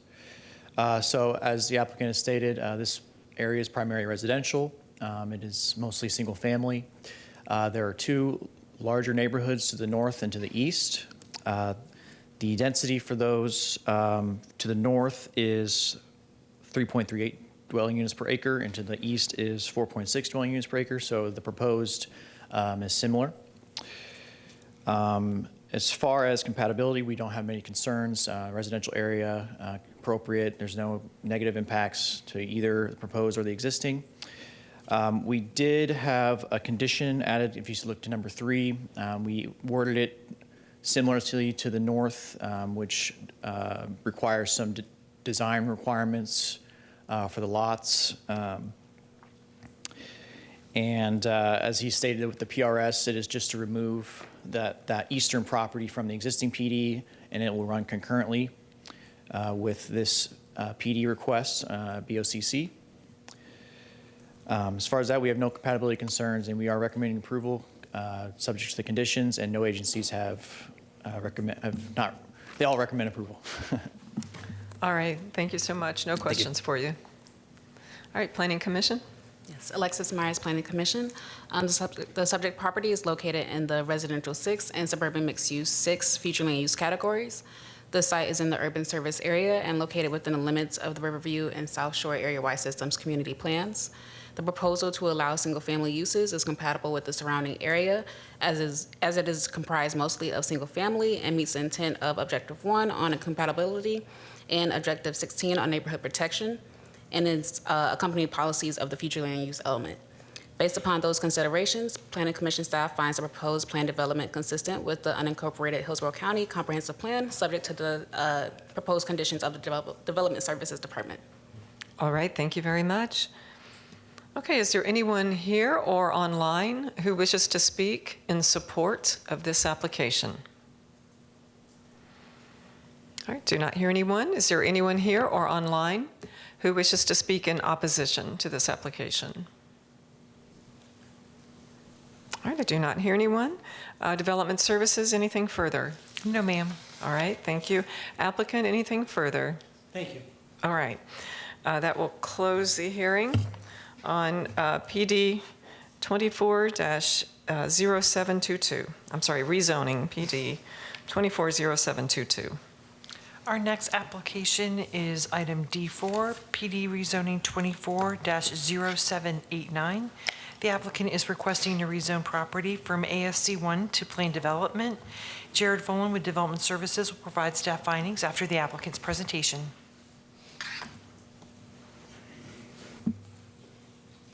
Applicant? Good evening, Madam Chair. Jesse Blackstock with Blackstock & Associates at 1646 West Snow Avenue here in Tampa. Here on behalf of the applicant and the owner of the parcel in question, Christopher Schlock, LLC. The parcel in question is, let me see, I got a page down. Yeah, there we go. The parcel in question is 2.94 acres. It's situated at 7805 East Sly Avenue in Tampa. The current land use is vacant agricultural land. The current zoning is ASC 1. The current future land use is CMU 12. The project is located within the East Lake Orient Park planning area, and the purpose of the PD rezoning request is to allow for up to 24 townhome units, roughly 8.16 dwelling units per acre, which is far less than the maximum allowed per the CMU 12. There have been recent rezonings, PD rezonings to our east, that was recently approved for townhome projects of considerable size, similar to our size as well as density. The other remaining adjacent parcels to our south is RSC 6, and to our west it's also ASC 1 as well as RSC 4. And then again to our north on the other side of the Sly right-of-way, the existing zoning is ASC 1. Regarding the actual site plan itself, and more specifically, as stated, we're asking for approval tonight of a 24 townhomes units in size. There are jurisdictional wetlands on site. We've gone through that process with EPC and had those delineated. We are not proposing any impacts as part of our project. We've gone through several iterations with staff in terms of the sufficiency reviews to minimize those impacts, and at this point we're at 0 impacts, including the buffers themselves. And the importance there, the significance is typically with a project, especially to our east, we would have some connectivity with internal drives. Our driveway is proposed as a private drive, so we are allowed to do the T-type dead-end treatment. And the main focus there is we were trying to, of course, minimize wetland impacts. So that's the main reason we couldn't punch through, if you will, to the east and connect those two projects. They have the similar issue on their western boundary. As far as actual surrounding uses, again, we are surrounding a single family, so we do have a a 5-foot type A buffer to our south and to our west, as long as along the whole perimeter of the PD. The one waiver that we did request was for the height variance, so we are allowed up to 35 feet, which is a 3-story complex or unit, if you will, and that's what we're proposing. And so when you go over 20 feet, you're supposed to have an additional 2 feet for every 1 foot over that 20 feet. So we are asking for a reduction in that. Our minimum setback to the rear of, or I should say the perimeter of the property is 15 feet. Our justification with that is we are trying to maintain that 24 units. We've lost several when we took out the punch through with the wetlands. So trying to maintain the wetland integrity and not have any impacts, but at the same time have a decent sized livable space. Our units are proposed at 19 by 42. And then, of course, we have larger end cap units, just like your typical townhouse project with respect to the lots themselves. Our lot sizes are, again, are a function of the townhome units themselves. So the lot sizes minimums are 19 by 83 foot deep, and then the external or the end caps would be that plus the 7.5 foot side yards to maintain the fire code, 15 foot between buildings. So the lot sizes end up being about 1577 for the internal lots, and then a total of 21, almost 2,200 square feet for the external units, counting the front and rear yards that we're proposing. The other applicant commitments that we have are off-site commitments. We've mirrored, if you will, or mimicked what was approved to our east. Again, it was a similar townhome project of bigger acreage, and so it's got more units, but the density is roughly the same as ours. So this Sly Avenue from Orient Road to 301 basically is the study area. And we did have, break it into two sections essentially. We have a west section and an east section. The majority of the design exception that we were receiving is and commitment, if you will, is an extension of a sidewalk, as you can see on the graphic, from basically as you can see on the graphic, from the west side of the property to our east side, to the other side of the folio next to us, which was that other PD. So for 24 units, that's a considerable amount of, I would, in my experience, say that's pretty big ask, and we were willing to move forward with that as a design exception. So that's been approved and on the record. I would say in summary, again, we're asking the parcel is ASC1, the future land use is CMU12. The proposed zoning is planned development to allow for up to 24 townhomes with a density of 8.16 dwelling units per acre. That's well below, again, but well below the 12 units per acre that were allowed. The project is not within a flood zone. It's in a coastal high hazard. It's not in a coastal high hazard area. It's not in a cultural resource zone, or there's no surface water protection zones. The project does not have any designated historical landmarks or other historical archaeological sites within its PDD boundary within 150 feet of the boundary. The project is also not within a scenic corridor or adjacent to one. The project will not be gated, but in the event that the project were to be gated in the future, it would have to be in accordance with Hillsborough County's Transportation Technical Manual, TD-9. The internal drive, again, within the development itself is privately owned and maintained and will be per the county Transportation Technical Manual. I would say in conclusion, the Planning Commission as well as Development Review Services staff have supported the project and found the request consistent with a comprehensive plan as well as the LDC. And I would respect your approval tonight. Any questions you may have? All right, thank you very much. I have no questions for you. All right, Development Services. Jared Fallon with Development Services. So this property, it's located at 7805 East Sly Avenue. It is within the East Lake Oriental Park Community Planned Area and within the Urban Service Area. The applicant has stated, the primary uses in this area are residential as well. There is primarily RSC 6 zoning, and there is a PD zoning to the east, which is currently undeveloped, but it is slated to allow single-family duplexes and townhomes. And to the north, across Sly Avenue, is a large ASC1 property, currently undeveloped. As far as the development standards, he went over those. The property, the lots that they're proposing are going to be smaller in nature.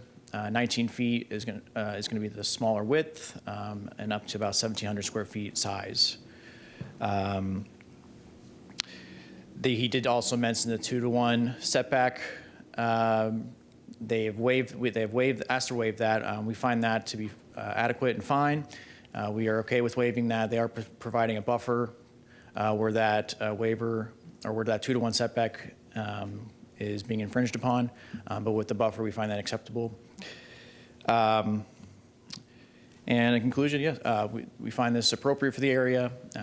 It's residential in nature as their surrounding area is. We don't find that there will be much negative impacts to the proposed or to the existing. All agencies have no issues, and we recommend approval subject to the conditions. Okay, good, thank you. No questions for you. Thank you. All right, Planning Commission. The subject site is located in the community mixed use 12 future land use category. It is in the urban service area and within the limits of the East Lake Orient Park Community Plan.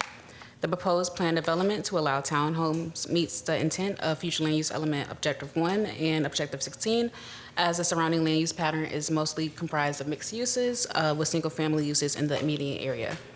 Based upon those considerations, Planning Commission staff find the proposed plan development consistent with the unincorporated Hillsborough County Comprehensive Plan, subject to the proposed conditions of the Development Services Department. All right, thank you. Okay, is there anyone here or online who wishes to speak in support of this application? I do not hear anyone. Is there anyone here or online who wishes to speak in opposition to this application? All right, I do not hear anyone. Development Services, anything further? No, ma'am. All right. And applicant, anything further? That's nothing. Okay. This will close the hearing on rezoning PD 24-0789. Our next application is item D5 240932. The applicant is requesting a rezoning from AS1 to Plain Development. Tim Lincoln with Development Services will provide staff findings after the applicant's presentation.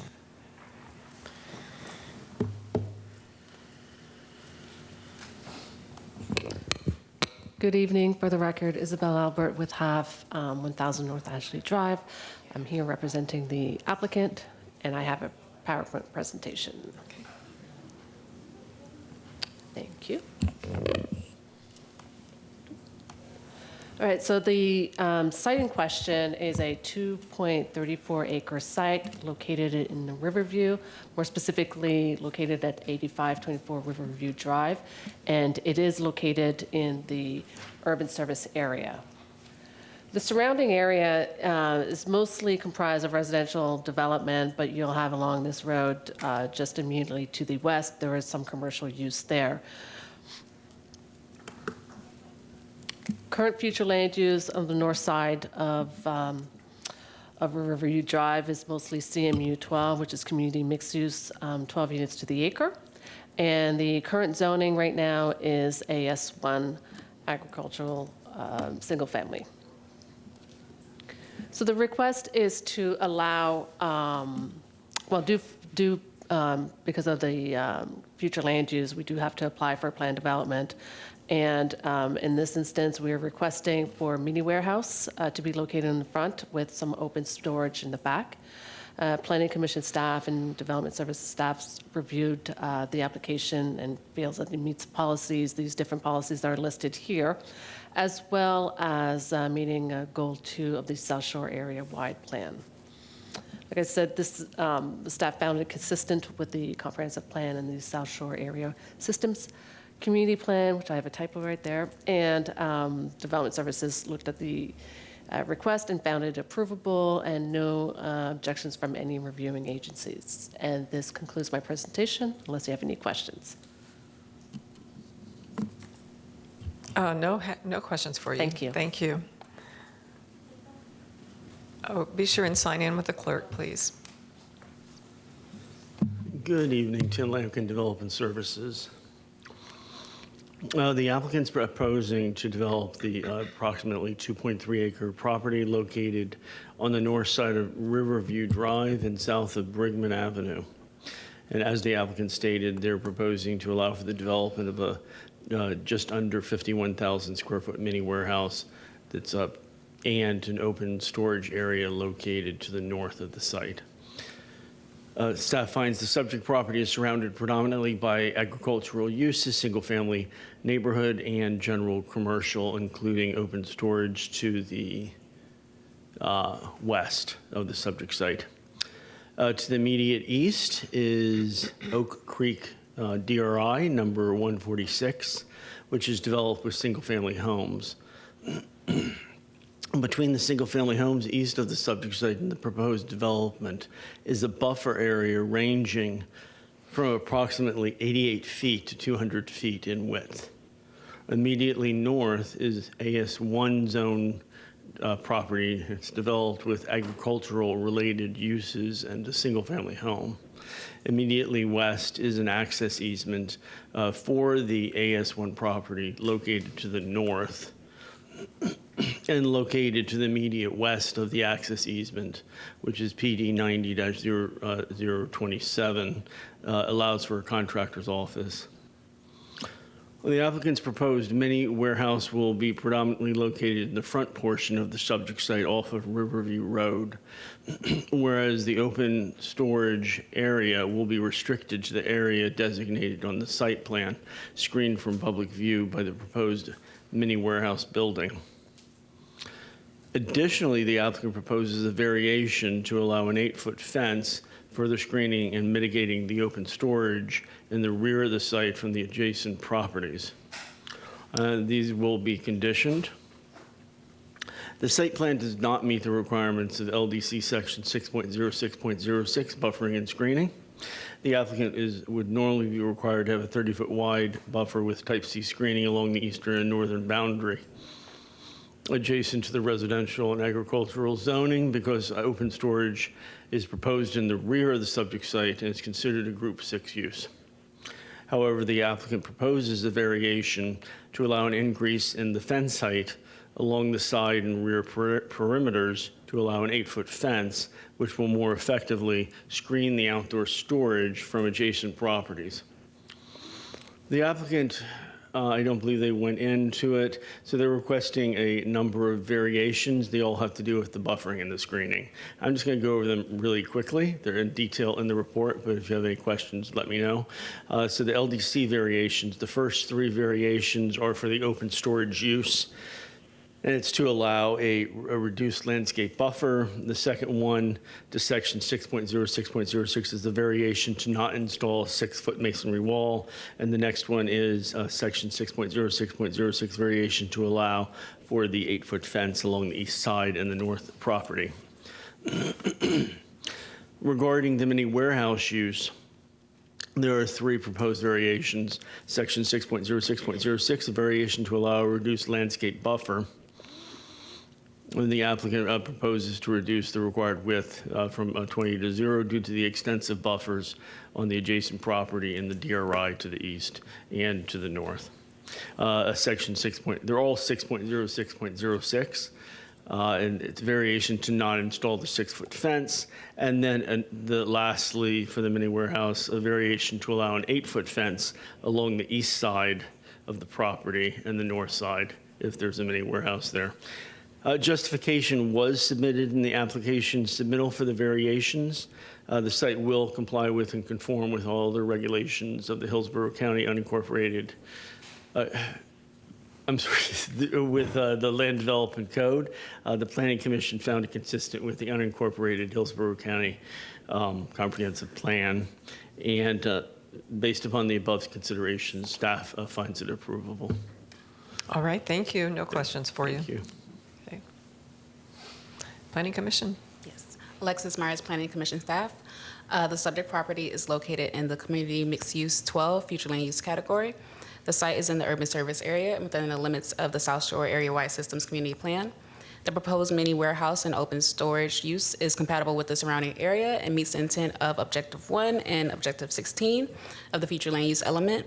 Per the request, the proposal is to allow up to 50,695 square feet of mini warehouse and open storage uses, which is the maximum intensity of Community Mixed Use 12 at the floor area ratio at 0.50. Therefore, it meets the intent of Objective 7, Objective 8, and each of their respective policies. Based upon those considerations, Planning Commission staff finds the proposed plan development consistent with the unincorporated Hillsborough County Comprehensive Plan, subject to the proposed conditions of the Development Services Department. Okay, thank you. All right, is there anyone here or online who wishes to speak in support of this application? All right, I do not hear anyone. Is there anyone here or online who wishes to speak in opposition to this application? All right, do not hear anyone. County Development Services, anything further? No, ma'am. All right, thank you. Applicant, anything further? No, okay.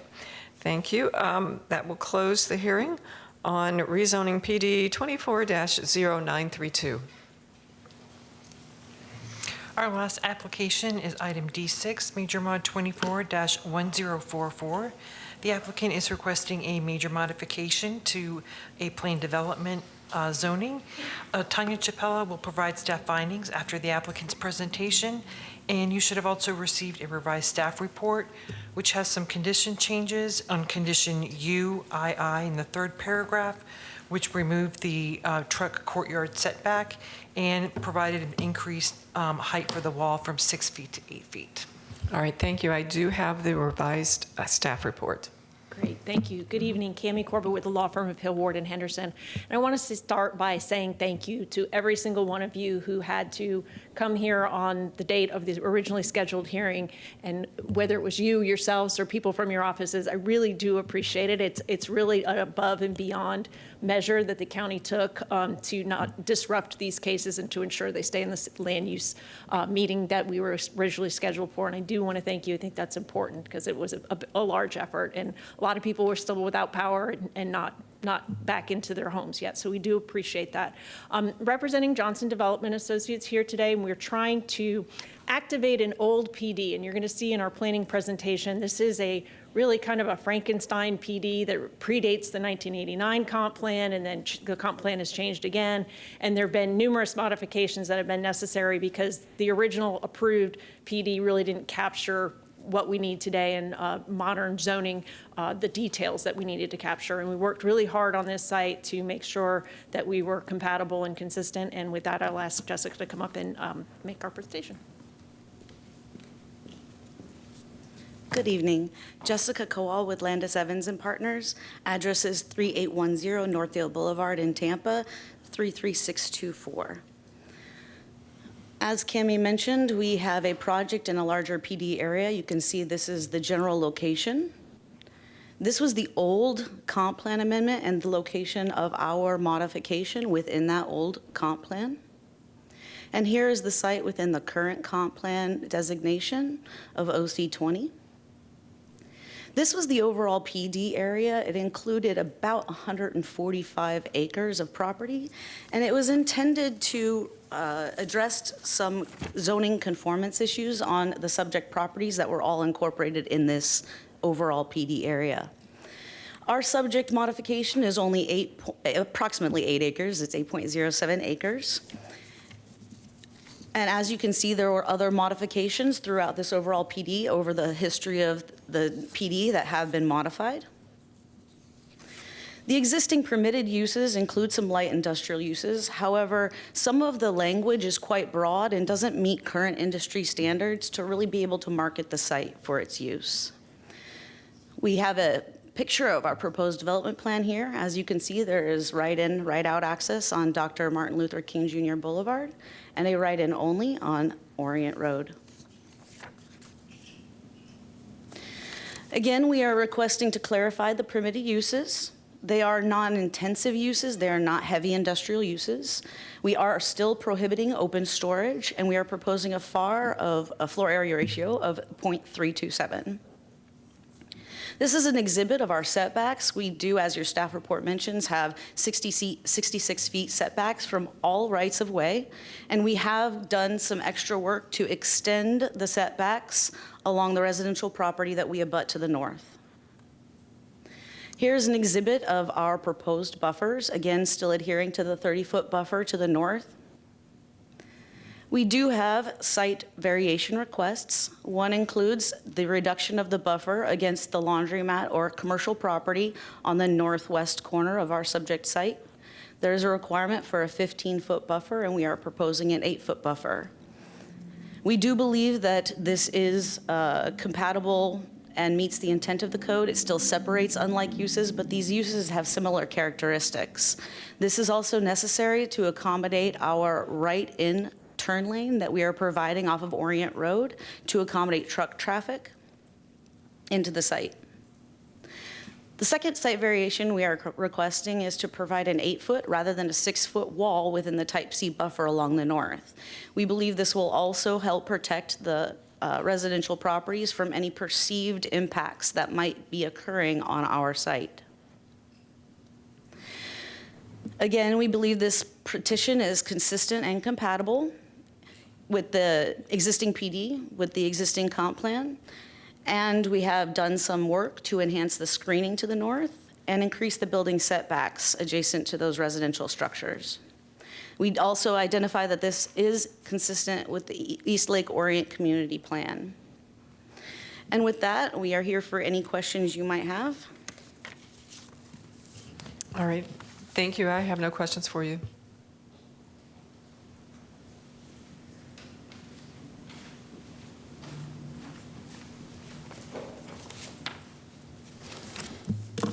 Tanya Chapela, Development Services.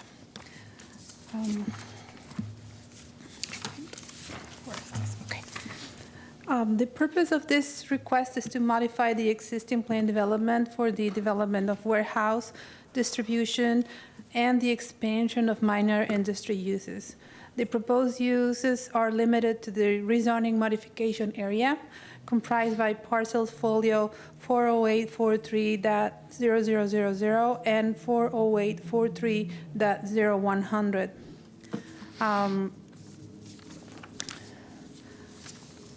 Staff finds the proposed uses are similar to the existing commercial development across Orient Road to the west and Martin Luther King to the south. The applicant proposed building height provisions to accommodate a 44 feet high building. Per the section 60606, a 15 feet wide buffer type B screening is required to the commercial property, folio number 40845.0000, located to the northwest of the site.